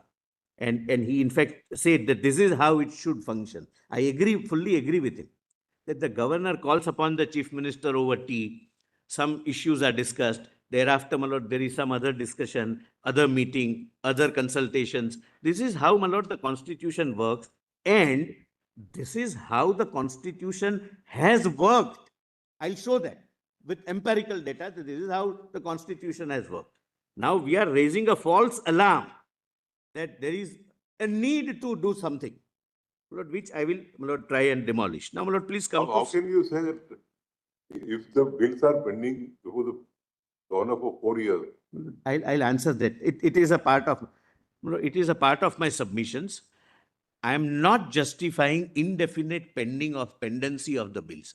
I am respectfully urging there cannot be any straitjacket timeline, because each bill depends upon the facts of each case. I'll come to that and I'll show that such. This we can appreciate, that there can't be any specific timeline. But your one line of argument is that he has a power to withhold the bill permanently. Yes, ma'am. Yes, my lord, that's my argument. That's my next point. That's my next point, my lord. In my submission, the governor, instead of referring the bill to the president in Punjab, he should have withheld it. That this bill can never be passed. And I'll give the empirical data right from 1970 till date. Right from 1970 till date, as per the data available with me, only 20 bills across the nation are withheld by different governors. Out of 17,000 bills, only 20. So this is not a power, my lord, which is to be exercised at a drop of the hat, that I don't like it. It's not in tune with the political policy of the party in power in the central government, but something which is so atrociously unconstitutional. It was withheld by stating that I am not giving an assent, or it was just I am withholding. indicated. I am withholding. Therefore, he has rejected this. Withholding is an option, and your lordships, my lord, may kindly consider. You also have the data where bills are sent and not cleared for years. My lord, I have the data which shows that 90% of the bills, the assent is given within 1 month. 90% of the bill. Then second column, I will come to within 3 months. The third column, within maximum 6 months. And more than 6 months are few. Obviously, when I gave lesser data for things. No, you were on a Give it. state-specific Giving data. empirical data now, this can't be allowed both ways. I Please said take so. my data also, but that's not fair. My learned friend objected very vehemently, even when I opened. And I am giving you actual live instances directly year by year for 3 states. It can't be one-sided. Anyway, my lord, anyway. It can't be West one-sided. Bengal, Malad, all the bills are more than 3-4 years, Malad. I didn't give any data because your lordship said don't give data. Now you can't give, Malad, all this is happening after 2014, not before that. Oh, I'm so sorry. My learned friend possibly is not aware. I am praising your government also. 70, right? 9 from 1970 till date. I know that. You should praise because no governor acted like this. You're absolutely right. No, I know, but You're Lord, unfortunately, I am not a politician. I'm only a lawyer. So I'll not make any political more of a comments. No, I have politician than I many, am. I have Don't many get into all comments this. to offer, my lord, but Don't I'll get be into all this. only a lawyer. But right from 1970 till 2025, which includes the period from 2014 to 25, only 20 bills are reserved. My learned friend was, my lord, wanting to give his state-specific problems. I'm not giving you the problems. I'm giving you the empirical data, how the constitution has worked since last, my lord, 1970, since last 55 years. Maybe we are not going into that question. No, my lord, I'll show that, my lord. It must be shown, my lord. Kindly, my lord, have a But look at then if it has to be shown, then we'll have to see that at all. No, it can't be one-sided. only, my lord, if the lordship ignores this, lordship may ignore this. Because if we are not permitted them to give any data, you should also not give any data. Lordships would immediately see. But that's not fair. Your lordships would immediately know the difference between the data they want to show. This is not, my lord, figures. No, that's not fair. My lord, would your lordships not like to even see to reject it? If you objected to their sharing our data, then the same analogy should apply to you also. My lord, kindly give me 2 minutes, uninterrupted 2 minutes. My lord, give me, Then we'll have to give them an opportunity to. please do that. Kindly, my lord. Having objected that, now you can't turn back and say that I want to give the empirical data. My lord, kindly, my lord, appreciate something, my lord, which is, No, you argue on the questions of law, but not. I am not arguing on a data. question of law, but the empirical data suggest. My lord, give me, my lord, a minute. Your lordships can ignore this argument completely. My lord, from 1970, we received data only on Solicitor, it will not be fair to go into that question because ignore it, my lords. Give me a minute, my lord. then why argue it? Then? Give me a minute. Out of 25 states, right? Forget, we will not go into that question. We will only answer the questions which are raised before us. My lord, Otherwise, then we'll be unnecessarily going into the data. Then we'll have to.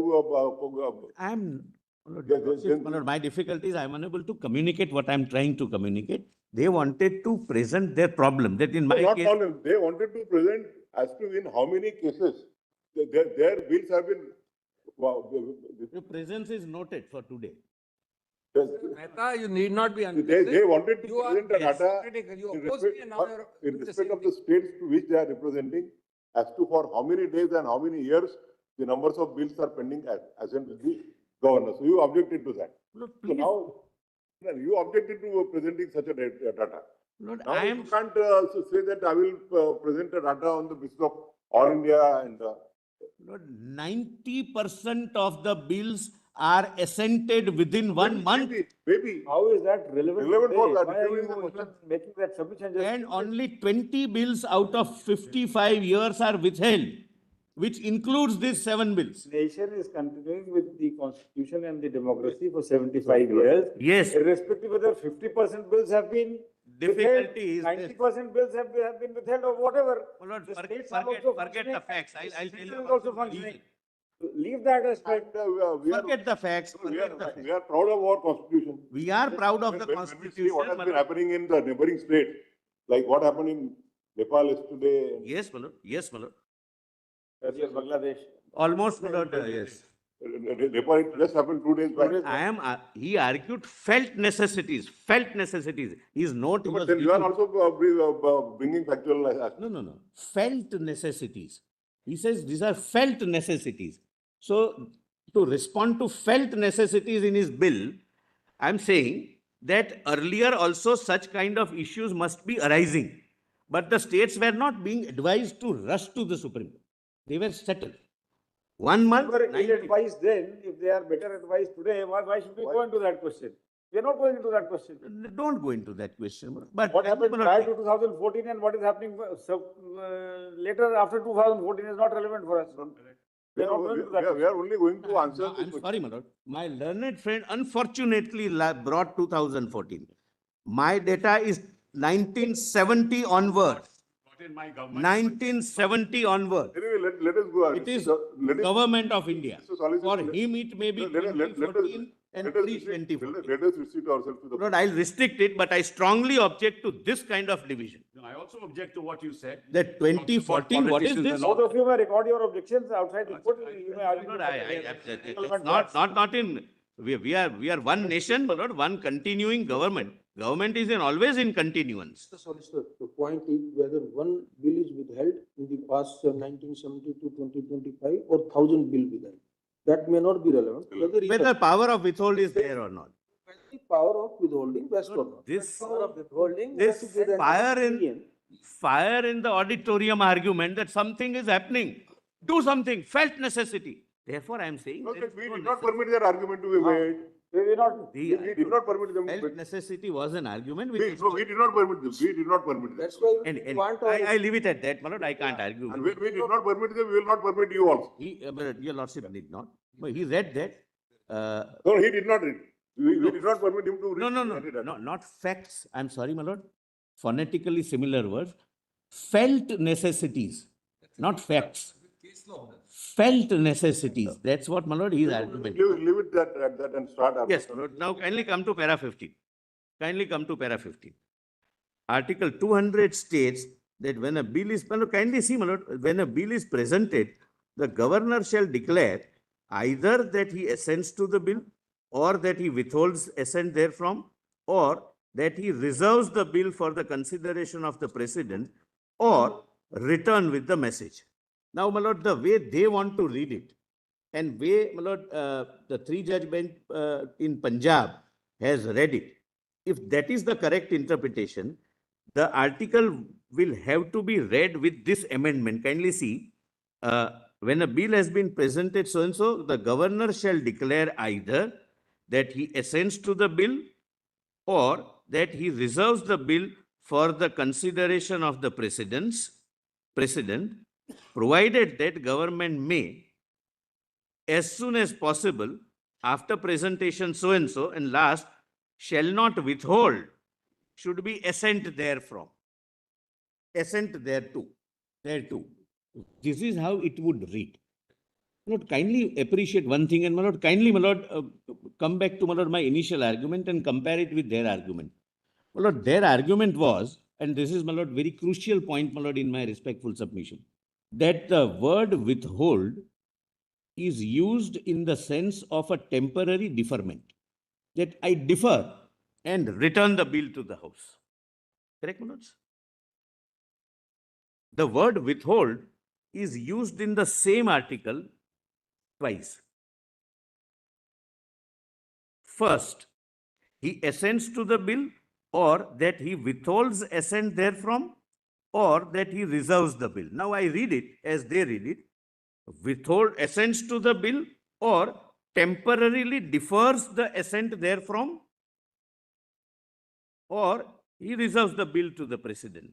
And then, according to Punjab judgment, and it is their argument, that he will have to resort to proviso. My lord, what meaning, I'm posing a question to myself, we will give to the last part, my lord? If the bill is passed in the proviso, first proviso, if the bill is passed again by the House or Houses with or without amendment and presented to the governor for assent, the governor shall not withhold. Lord, this is definitely a final withholding. This withholding can never be a temporary deferment. One word used in the same article cannot have two different meanings.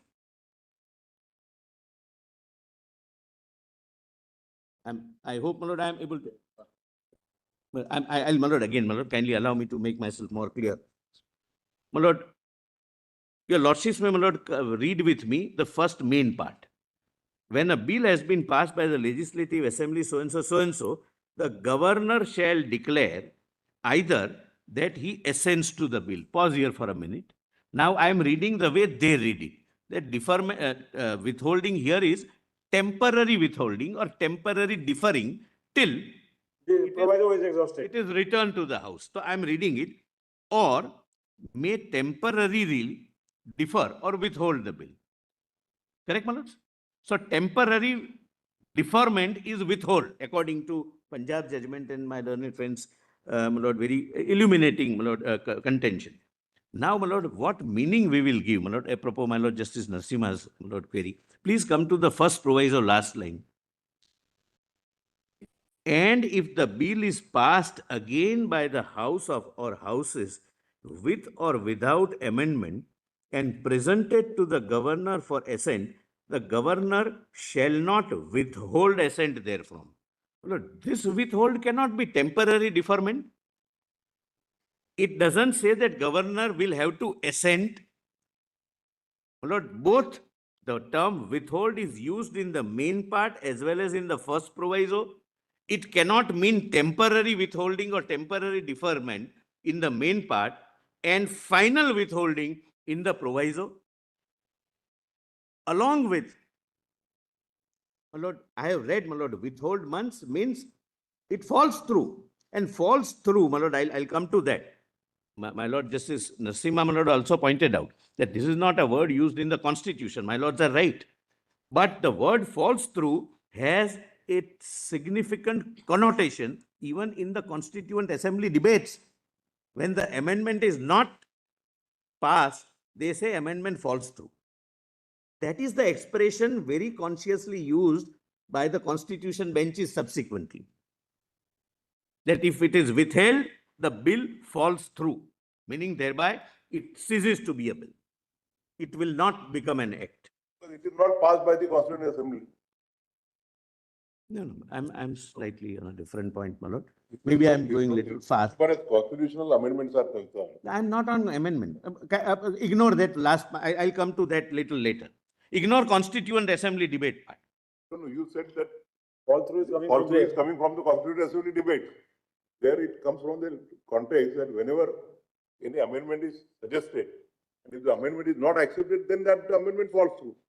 Meaning thereby it ceases to be. It ceases to be. Yeah. So that But phrase, that analogy can be applied to the bill which is passed by the legislature.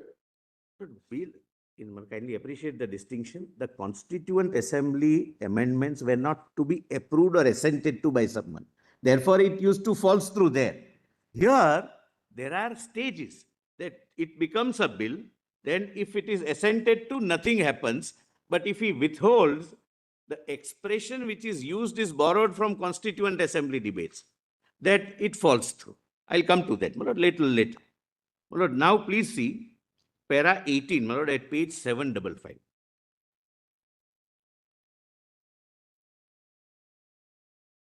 The interpretation can be construed from a different angle if the word, my lord, I have already argued that, my lord, I will not trouble your lordships with that, my lord. Please come to para 21. My lord, the argument was that you take the spirit of the Constitution. Spirit of the Constitution, according to them, as understood by me, is that governor has to do nothing. He has to act as per the aid and advice. My lord, that violates the very fundamental principles that there are certain implied discretions which the governor can exercise. But to come out of that, they say that look at the spirit of the Constitution. My lord, my learned friend, my lord, I have requested him to, my lord, elaborate on that. But there is one. For rejoinder, everybody will not be permitted. I mean, your lordship sense. Then you will give you time, but not everyone. I mean, your lordship sense. But I didn't object. Suppose after the solicitor, then I have my final say on the matter. We'll give you time till 1 o'clock tomorrow. Yes, yes, my lord. If all of us can conclude by Not all of us. It can be a debate sort of. You are appearing for the center? It will have to be a debate. No, sorry. Whatever is the stand of the other states have already given their opinion. Otherwise, come and sit here, my lord. That privilege is only for Mr. Amit Kumar. Well, I'll not answer that, my lord. That's a separate privilege. Let it be, my lord. Let it be. My lord, this argument is debated in, my lord, this Keshav Madhav Menon versus Bombay in, my lord, 7 judge cases, 6 judges. 7 judges, my lord. I'm sorry. 7 judges, my lord. Earlier judgment, some judgments were by 4 judges also. 4 and 6, yes. Yes. No, this is not 7. I have said 6, but it's a mistake. Kindly, my lord, at page 756. It is 7. 7. It is 7 judges.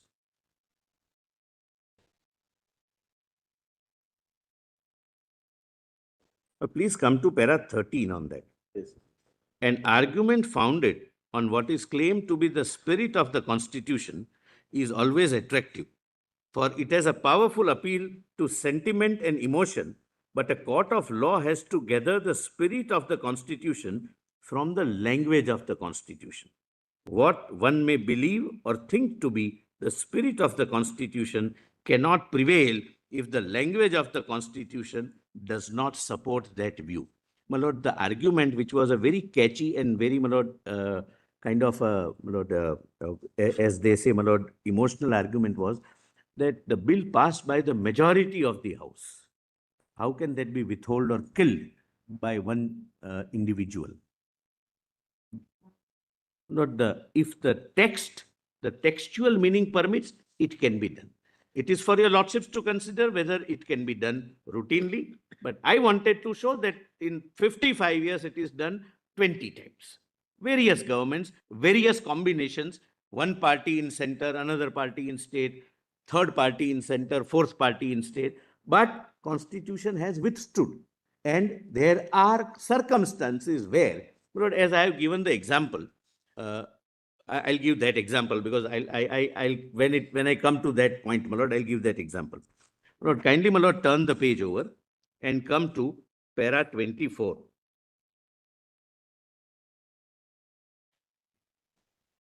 Para 24. My lord, this is felt necessities. My lord, what I wanted to show from the empirical data that the Constitution with the present 200, with the present interpretation of 200 has withstood the test of time. 1 or 2 states recently, in last few years, maybe because of the governor's inaction or for whatever reason, I'm not going into it. they cannot declare a felt necessity to amend the constitution. And even if felt necessity is there, the remedy is not to amend the constitution by a judgment. Now, please have a look at para 24. The argument of the other side on the issue of constitutional interpretation, specifically the reliance on felt necessities and purposive, non-conflict based interpretation, deserves a closer analysis. While the said submissions appear to be non-controversial and appealing, there exists an inherent contradiction in the submission advanced. The following factors may be noted in this regard.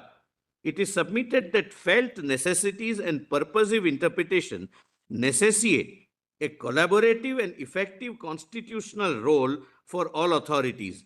The doctrine of felt necessities is a call to construe the constitution in a purposive, dynamic, and forward-looking manner.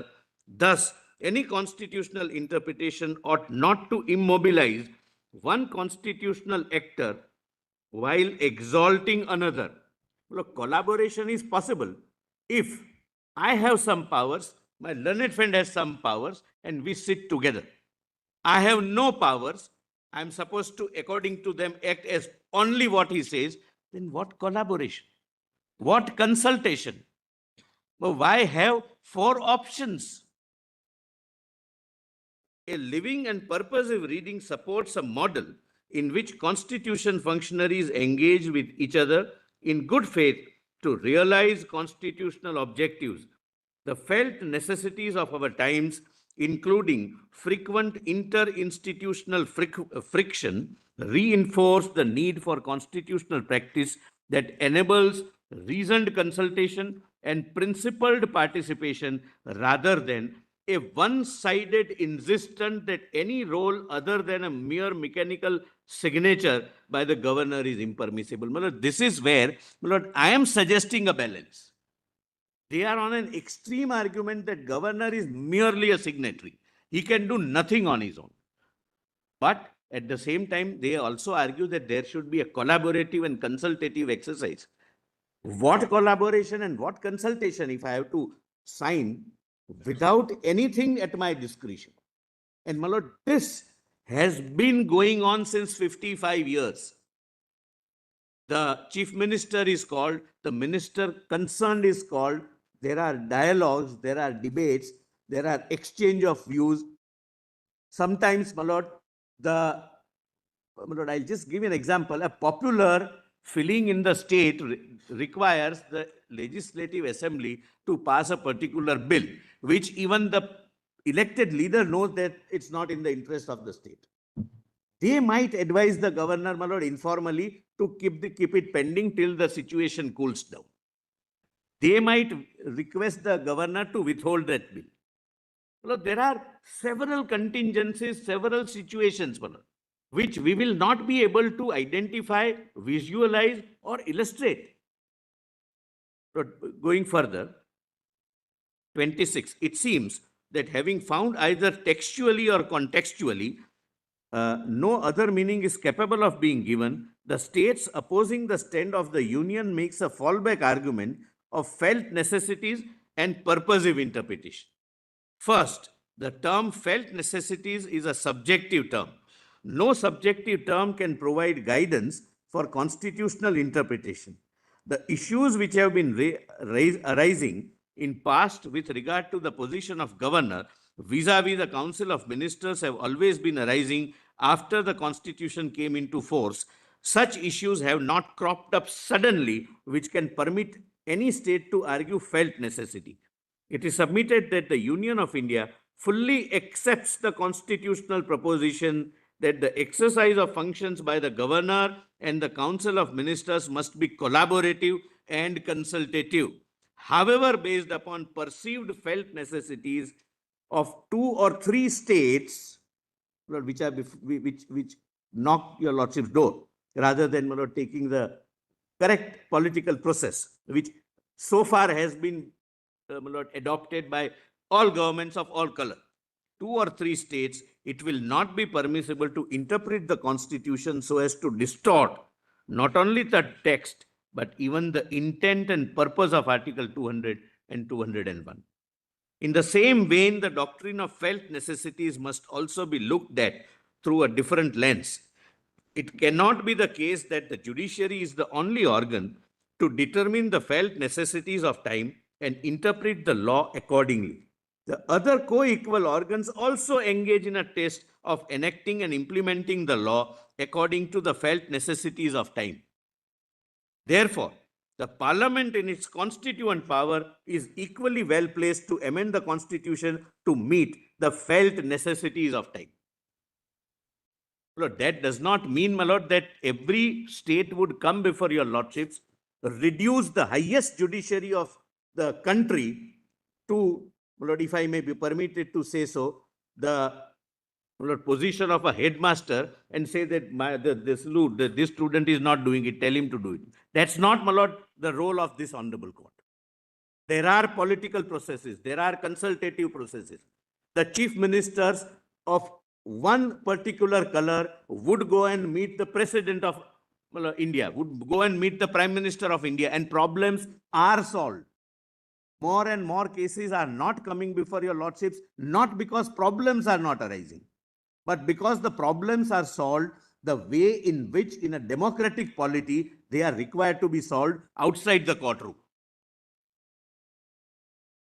Now, therefore, I say that 90% of the bills are passed, assented to within 1 month.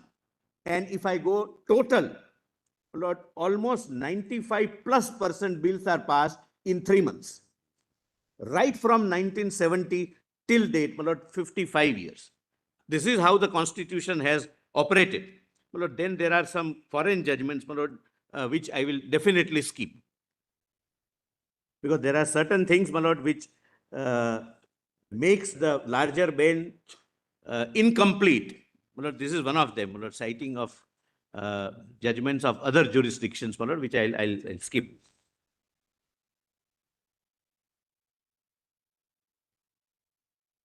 Lord, then argument was that you please give the interpretation to the Constitution to make it workable. And according to the states, the workable would mean giving status to the governor of mere signatory and becoming an ornamental head of the state. Though, my lord, I have pointed out that the chief minister is under a constitutional obligation to go and tell him what is going on. The governor can call him and ask him what is going on.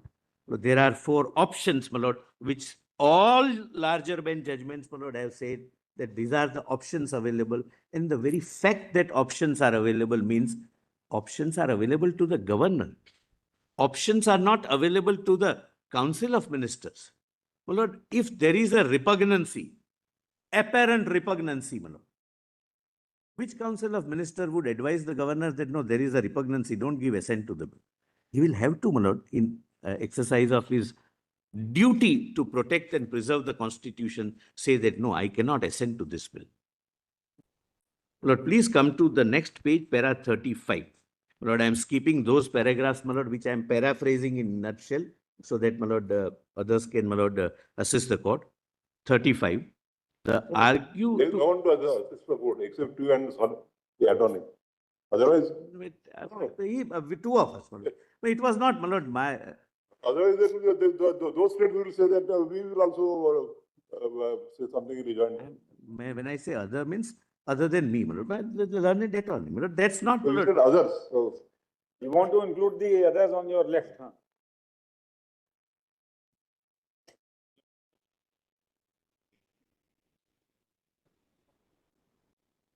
My lord, my difficulty is they do not understand, my lord, how to get a right of hearing. They are sitting at a wrong place. No. We have given them all of them. We have given them only what opportunity. Not, my lord, I could not convey the humor, my lord, what I wanted to convey. It is except Mr. Amit Kumar who. Anil Kumar is not the subject matter of my humor. Amit Kumar. Amit Kumar is not the subject matter of my humor, my lord. I could not convey, my lord. I'll convey it at a later point of time. Let's leave it at that. My lord, para 35. To argue that collaboration requires one organ to have no meaningful input is contrary to the very idea of discussion and dialogue. It also misunderstands that collaboration can occur only where there is a space for reasoned consultation and the articulation of principled disagreement followed by resolution. It is further submitted that the collaboration or dialogue can never be one-way street. It can only work if there are two co-equal branches of constitutional actors who are willing to listen to each other and are mutually committed to such a collaborative exercise.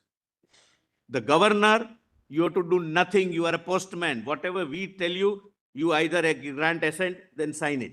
Withhold assent, sign the withholding. Return it to the house, you return it. Refer it to the president, you refer it.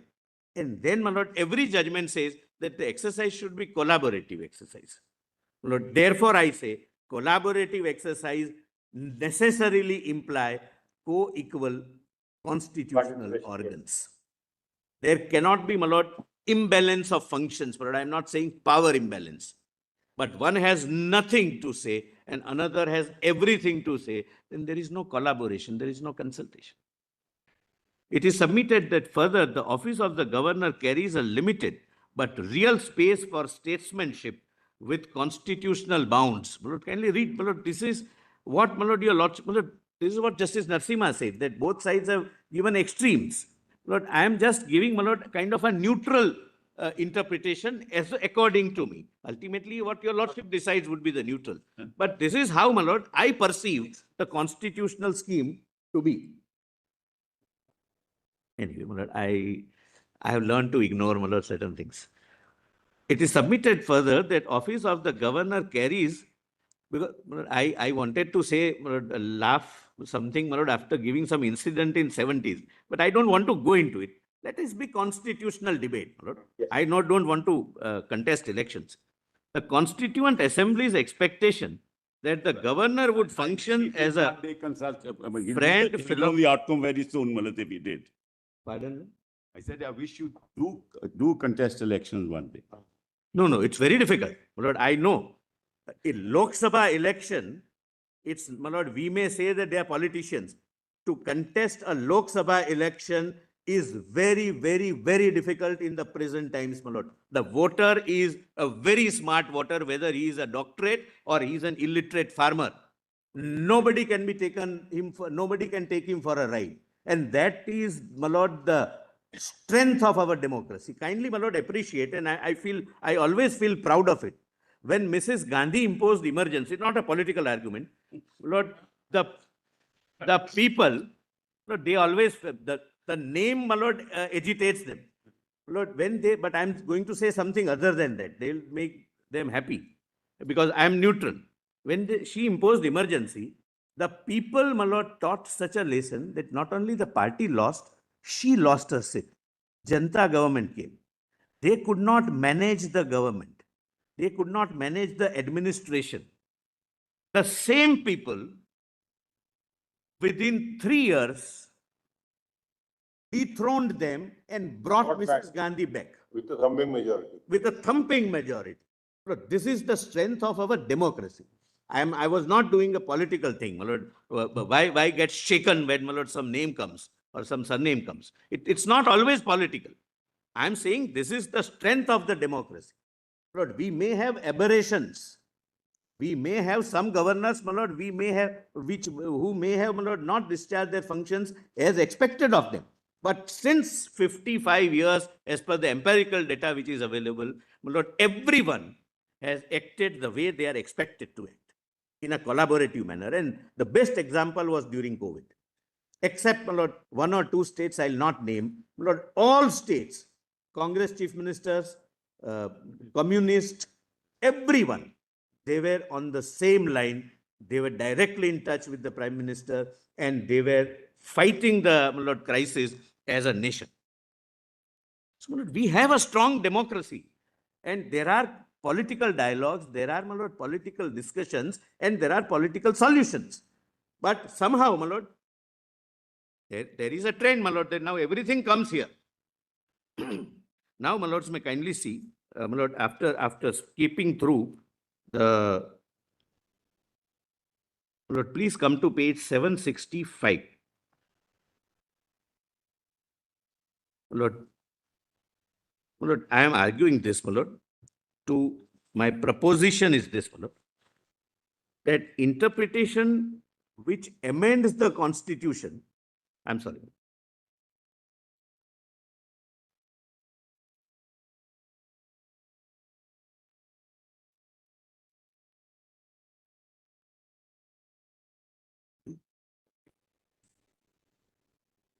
Hmm?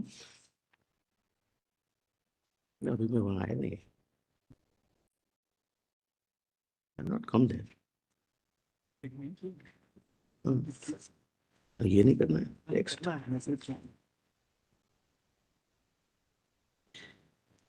Lord, 765, I'm not reading the judgment, but it says that I'm just giving the proposition, my lord, I'm not reading the judgment or my lord, my submissions. Textual meaning, if clear, textual meaning is always preferred. Yes, first principle, my lord, first principle of interpretation. Second, even in case of felt necessities or some extraordinary situations at times, your lordships would not interpret a constitution which even remotely has the consequence of amending it. There are judgments, my lord. Certainly consider the interplay of 200 and 201 coupled with the sabbatical 1 and its proviso 1, proviso 2. These are very clearly interrelated. It is not a felt necessity issue. It's an issue. Constitution is a evolving subject, number one. It's a living document, therefore they say yes. Number two, not in the context of felt necessity as in an administrative law situation. In the constitutional concept itself, how do we weight this proposition that you advance that at the outset the governor can straight away say that sorry, we will not assent to it. Withhold, in other words, the meaning you are saying, not to assent. So the moment the assembly passes the bill, it comes to the governor, he says, I will not assent the bill. That to be interpreted in the context of two intervening principles. One is the principle of federalism and the principle of democracy. Because in that context, we need to balance, both are as important as. There won't be an expression of a federalism written in the constitution, nor about democracy. How do we give the full import to a bill which is passed by the houses? Yes. And comes to the governor and solitarily he stops, or is there an obligation to ensure that a consultative process takes place? That when the bill comes to the governor, he could send it back with a message, and it gives assembly as well as the governor both get the recognition of their role to play. It goes back to the assembly. Assembly considers the perspective of a governor who is reflecting perhaps in all probability the view of the center. And it goes back, assembly reflects on it, comes back. When it comes back to him, how do you read that position that shall not withhold? He can still Now, refer. nobody has addressed on that question as to when it comes back, he loses that opportunity to send it back to the president. No. Or it is just a thought. I'm sorry. Just a thought. So do we also read 200 and 201 together? We should. Full flow. Correct. Even if it goes back to the president at that stage, he can't say no. So look at the beauty of the constitution. Even if in the second round it goes to the president, president can't say I will withhold it. President will have to say that he can assent or he has to compulsorily send it back. But when it goes back, when it goes back to the assembly and comes back again to the president, the constitution is beautifully silent. It says that it shall be presented again to the president for his consideration. Full stop. the buck The stops. silence of the constitution, enormous meaning it has. Yes. It carries. It is in that silence much more is there. Yes. But to say that at the outset, the moment the bill is sent to the governor, He says, sorry, I will return it back. It's a very difficult proposition to Yes, well, accept. let me answer that. Let me answer that straight away. Lord, once, Lord, kindly take a hypothetical situation. And Lord, I'm aware of the argument that extreme examples are given by me. But before that, Lord, let me preface that. Lord, Constitution, I'm sorry, Lord. Lord, the constitutional interpretation has always been made based upon hypothetical and extreme examples. So when I answer the question, there would be some extreme example, but I want to give a prelude to that. Lord, when Keshwanand Bharti was being argued, and this is reported, my Lord, I'll cite from that judgment also. The initial reaction, and my lords are aware, my Lord, Antiaru Jina, who assisted, my Lord, Mr. Sirvai, my Lord, he has written, it's a first-hand account. Making of the Keshwanand Bharti case. He has recorded his accounts, my Lord, what happened. And I think everyone should read that, my Lord. Those, especially, my Lord, those who are waiving the constitution, my Lord, should read the entire, my Lord, it's a 100-page book. What used to happen, my Lord? And it's very interesting. Very interesting, my Lord. Some things we can't share it. Your Lordship, I also can't share it, my Lord. And therefore, I insist everyone should read that book so that everyone gets the, my Lord, meaning of the real democracy and real separation of powers. And those, my Lord, who are abusing other institutions, my Lord, would know, my Lord, what used to happen. Now, leaving it apart, my Lord, the bench was, my Lord, prima facie of the view that if there is already a power existing to amend the constitution, why should we not permit the parliament to amend the constitution? The power to amend the constitution emanating under Article 368 can also include amending Article 368 itself. Why not? That was an argument, my Lord. An argument was textual argument and quite, my Lord, a catchy argument. Lord, Mr. Palkhiwala, my Lord, it is reported contemporaneously, gave extreme examples and that turned, my Lord, the table. What he said was that suppose Article 368 is so amended that the power to amend the constitution is given to executive. What will you do? Second, India, as per our preamble, is a sovereign democratic republic. Suppose some parliament were to surrender the sovereignty to the Queen of England, what will you do? Democracy would mean adult suffrage. Every adult will have a right to vote. Suppose a parliament comes out with a bill that only a particular section of the people will have a right to vote. Maybe those who are taxpayers or those who are graduates or those who belong to a particular religion. Because in those days, my Lord, that was also one of the consideration when the partition took place. What will you do? So you will have to. But earlier, prior to the constitution coming into effect, the voting rights were not available to everyone. To everyone, yes, my Lord. They were not available. They were not available to everyone. Yes, my Lord. So these extreme examples were given by Mr. Palkhiwala to convey that you are testing the constitution, not an enactment, an act.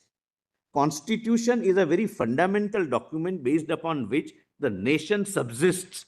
So extreme examples are necessary to ensure that the constitution withstands any future extreme contingency.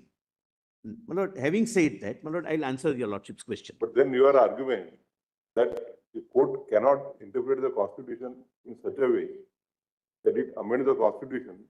And what about basic structure doctrine? It cannot. No, the basic structure has been brought into only by the judicial interpretation. Correct. Otherwise, under 368, there is no such a provision that the no such. Yes, no, there is no requirement. Yeah, so therefore, I'm saying the same thing with your Lordship says. So your paragraph. No. But if I tries to argue I'm that answering the my courts, Lord. that the courts cannot interpret the constitution in such a manner which would amount to amending the constitution, then the basic structure has been brought out only by judicial interpretation. I'm sorry, my Lord. I'm not clear to your Lordship. My Lord, I was answering my Lord Justice Narasimha's query, but I was not on this. Your Lordships are right. What I said was that even basic structure doctrine came into existence because of extreme examples. That no, everything cannot be amended. Basic structure first time came in Sajjan Singh. Justice Mudholkar. Justice J.R. Mudholkar. Justice Mudholkar, my lord, your lordship, sir, In minority judgment, yes. Justice Mudholkar and Justice Hidayatullah, they are part of minority. So Justice Mudholkar brought in basic features. He said the Constitution, if the basic features of the Constitution can be changed, then would it not be amounting to changing the Constitution? It's not permissible. And Justice Hidayatullah said that I would require stronger reasons than given in Shankari Prasad. He said, I am not a grammarian or something, my lord. That's the expression Mr. Hidayatullah used. No, Mr. Hidayatullah said that I would require stronger reasons than given in Shankari Prasad to hold that the Parliament's power to amend the Constitution are unbridled. Yes. But my lord, point is, my lord, that the first time this theory was propounded or the word was coined by Justice Mudholkar. Thereafter, my lord, what point I was making was that it is always on extreme examples that your lordships would interpret the Constitution so that it can withstand extreme situations in future. This is, my lord, the basic document of the land. Now, my lord, answering my lord's question, my lord, suppose hypothetically, take for example, my lord, a bill is passed. My lord, normally, nobody would expect that the Parliament would pass a law, my lord, surrendering the sovereignty. Parliament would never pass a law that taking away right, etc. But the examples were taken to examine whether such an amending power is there. I am giving a similar, my lord, extreme example. My lord, suppose a legislative assembly passes a bill that in my state, only one language will be used. People will not speak, use or write anything in any other language. Language, my lord, would be within, my lord, list 2. The state has the competence. But it's not necessary that the governor will immediately withhold it or refer it or send it back. He may call upon the chief minister that this will destroy your economy. You do something. For example, some state You are on timelines now. You are on timelines. I'm not on timelines. I'm not on timelines. I'm sorry, my lord, I'm unable to convey myself. I'm not on timelines at all. Forget timelines, my lord. I'm saying your lordship's question was that at the threshold he will withhold. No, it's not necessary that he will withhold at the threshold. He may have a consultative process. He can persuade them. My lord, suppose a part of the bill is repugnant to some central act. So rather than referring it to the president, he might call the chief minister and say that these 2 provisions are problematic. If you agree, I can refer it, I can return it to the house. You correct those 2 provisions. So, my lord, I was only answering your lordship's question that it's not that at the threshold he has to do it. It will have to be after a consultative process and for good reasons. For example, like in Punjab, my lord, he has done it, my lord, for a good reason. So he must have persuaded. And when, my lord, sometimes the political leadership in the state, that is Council of Ministers, have their own limitations, my lord. Irrespective of the party, they have to take a particular stand. There comes, my lord, the wisdom and, my lord, the power of the governor after consultation. If he feels that no, this cannot go ahead, then, my lord, he will have all the 4 options open, and therefore I would not read the power of withhold as a mere power of temporarily suspend his exercise and return it. But again, answering your lordship's last question, that what happens if he sends it and the assembly passes either with some modification, which may have the similar or other new problem, or without modification. Then also he does not lose his power of referring it to the president. They are not mutually exclusive. My lord, for that, would your lordship once again see, my lord, the chart which I have presented? Lord, that may, my lord, assist me, my lord, in making my point clearer. Page 820. My lord, it's in this very compilation, my lords.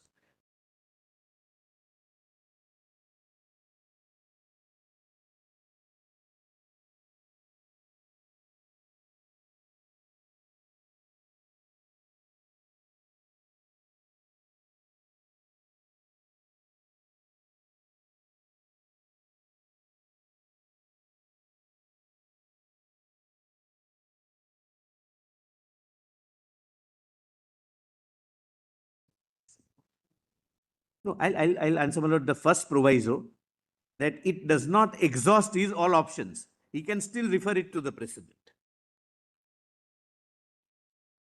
No, my lord, but for my satisfaction, please come to, my lord, that chart again. Page 820, my lord, it's in this very volume.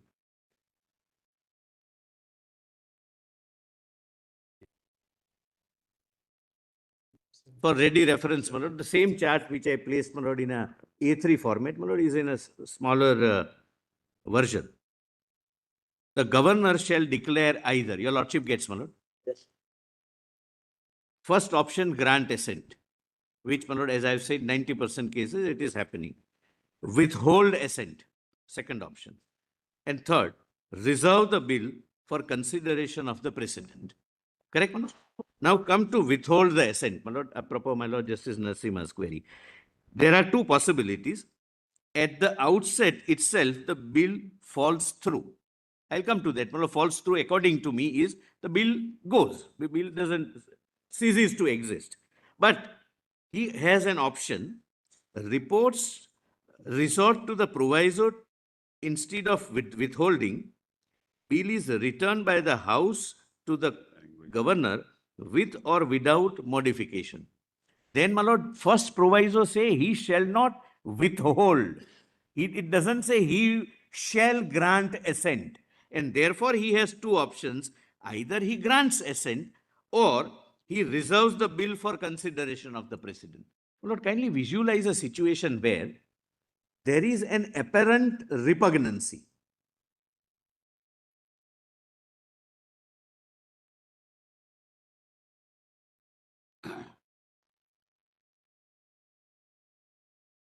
There is an apparent repugnancy. Normally, it is expected that if there is a repugnancy with the Central Act, the Council of Ministers themselves would say that these two provisions are repugnant and therefore better to take assent of the President of India. That happens. That do happen.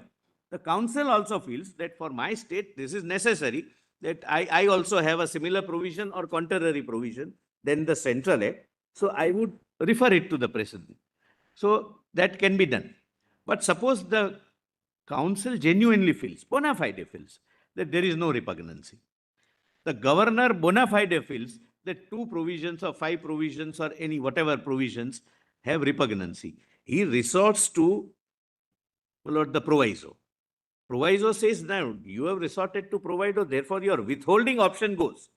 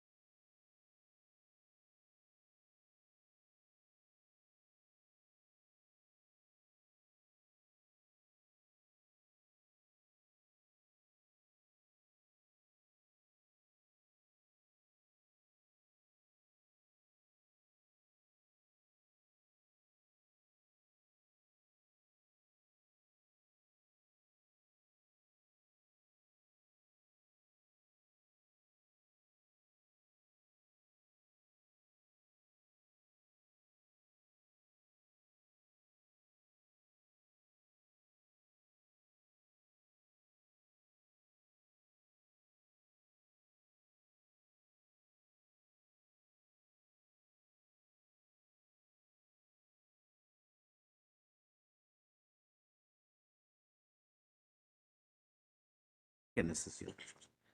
Mehta, just one Please, Your Lordship. information.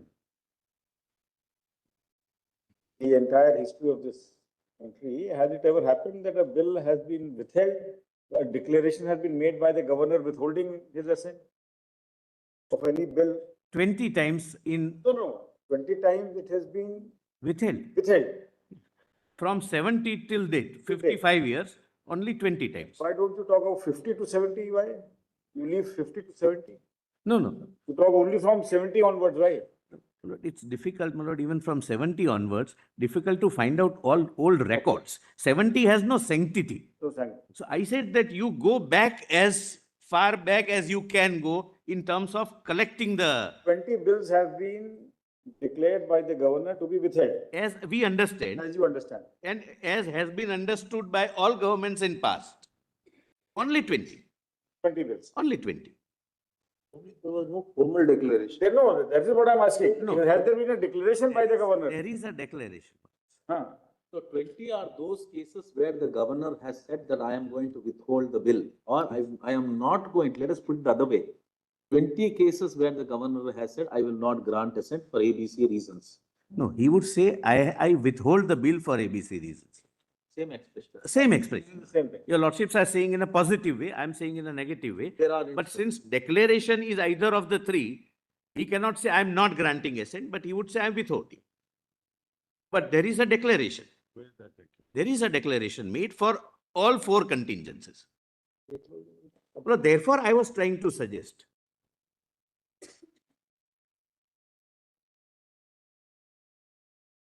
Therefore, my lord, I was trying to suggest that that felt necessity argument is not, my lord, something, my lord, apart from the time limit. Time limit also, my lord, therefore, I wanted to say that maximum is 1 year, and that also, my lord, about. A thought, but just a doubt. Yes, my lord. When the bill is sent back with the message, I think parliamentarians will be able to tell us better. When a bill is sent back with a message, and then the assembly amends it and in entirety of it, completely new sections are added, altogether completely changed, and then comes back. Under the parliamentary procedure, does it continue to be bearing the same number as a bill, or is it a new bill? Same number. Same number. So therefore, I when it will comes back, not go by my learned friend's experience, but when it Same. comes I back- will check up and answer, my lord, so far as I am when concerned. it comes back, then is it, even in a case where the completely act is changed, is it a case where only the proviso will apply? My lord, in Tamil Nadu, it was a separate number. Normally, it would not happen, my lord. I mean, that's again a hypothetical. Principle, as a principle, Well, so it comes into the hands of the governor as a new bill, No, same bill. same bill, even if it is completely Yes, changed. But even I it's the will same. answer, Only a The question. bill is exactly the same, my lord. no, bill. Because a new bill would be to withdraw that bill and introduce another bill. That's how it's a new. Therefore, No. I'm But that sorry. bill, the number doesn't change, my lord. So we've done it several times. No, my lord, subject to correction, in case of Tamil Nadu, and I'm not going into the facts, when it was returned and when it came back in a new number, or possibly the old number. I'll just check up and answer, my lord. I don't wish to hazard, my lord. In my experience, my lord. thought, just a. No, I go by Right, I had my it. friend's experience, my lord. I don't have first-hand experience, but I'll take instructions, my lord, if there is anything. And I've from- never heard, my lord, we never get a message that I'm withholding the bill. At least that declaration I have never seen. Therefore, I ask this No. question. I'm sorry. The governor is sitting over it and I have withholding. never, I have never Is seen. he withholding, or he makes a declaration Yes, that I'm it is withholding it. not part of any record that any formal declaration is made, at least. Just like a declaration made to Well, grant. sorry, assent, but is there a sorry. declaration to- No, he just sends it back. He just sends, there is no declaration. The act itself is a declaration. Lord, my learned friend is, my lord, misconstruing my submission. He says, I have never seen that bill is returned to us. First of all, Parliament is never sent that bill. It is the Assembly. Number two, Assembly is also never sent the bill that I withhold it. So he withholds, that's all. Withholding has to be done by the governor, not by the assembly. Exactly, that's what, my learned friend says parliament never No, come to even the know president sends that- back the bill with the message. It's not, it's the same thing, but there's no formal declaration is what I'm saying. No, Malad. that My lord is- asked that question. I answered. That's the The act itself is- constitutional requirement. Declaration is the constitutional requirement. You Just- have to declare. Yes, my lord, just one clarification. If the bill comes back and if there is no amendment made and the same bill is sent back, it will come back as the old bill. If any amendments are made, my lord, I'll reconfirm this tomorrow, but if my understanding. When the bill comes back, the language, that's why the constitution has used different kind of expression. When the bill Message. comes back, it comes with a request, with a message, Correct. requesting the house to reconsider. That's correct. So the message will have a reason. Correct. Message Yes. will have a reason. Based upon that, the house will reconsider. Yeah, exactly. He shall declare and request with a message are two different kind of expressions used in the So constitution. Your if the lordships are message- right. but if the Both message- will have to coexist. But if the message is considered favorably by the house and the house makes amendments, then it might come back as a fresh bill before. As a new number. I'll confirm it tomorrow. But I will also confirm, my lord, I don't want to hazard guesswork, my lord. I will confirm, my lord, but possibly it goes as a separate bill. Or with a message that we have not considered the suggestion, or we have considered partly, or we have completely changed the bill or whatever, my lord. I'll check up, my lord. There must be I something. don't want to interrupt. Sometimes happens, Malad, the Lok Sabha sends it to the Rajya Sabha. It's not a money bill, Malad. We send it back with suggestions. And then the Lok Sabha sends it back. It's not a new bill. We've experienced it so often, Malad. Quite Because those, it's not a new bill, that's all. It may be, Malad, that the assembly here is different, I don't know. But that's our experience. The amendment is carried out pursuant to a message. Better to take instructions rather than arguing. Conduct of business rules will tell us. Yes, Just have- That's right. That's always. yes, please. Parliamentarian on your side. No, Manoj. There is. We are all only lawyers. Then send money. There's a parliamentarian. There is. Yes. But yes, he was a parliamentarian. Mahesh Jetmalani was a parliamentarian. Yes, yeah. Experience.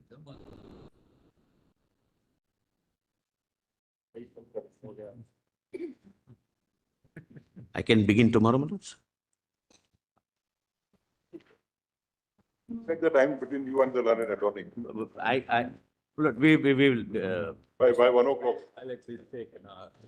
Huh? I'll at least take an hour. No, we'll conclude by 1 o'clock. So you decide amongst yourselves. I'll ensure that he gets, Manoj, his time. There is no, we will act in a collaborative and You consultative. act in a collaborative, consultative. And I am bound by his aid and advice. And he will be a guide, philosopher and friend. Therefore, I am saying, Manoj, I am bound by his aid and advice. And he is a dual role, friend, philosopher and guide, both. Manoj. But my application should be formally taken on record. My intervening application has to be formally taken on record. Has been withheld. Yes, pardon, Manoj? Get one of the declarations made by the governor where a bill has been Has to be withheld. allowed, Manoj. I'll try and get. You try and Because- let us see if there is something. Yeah, it's possible. Yes. Very good.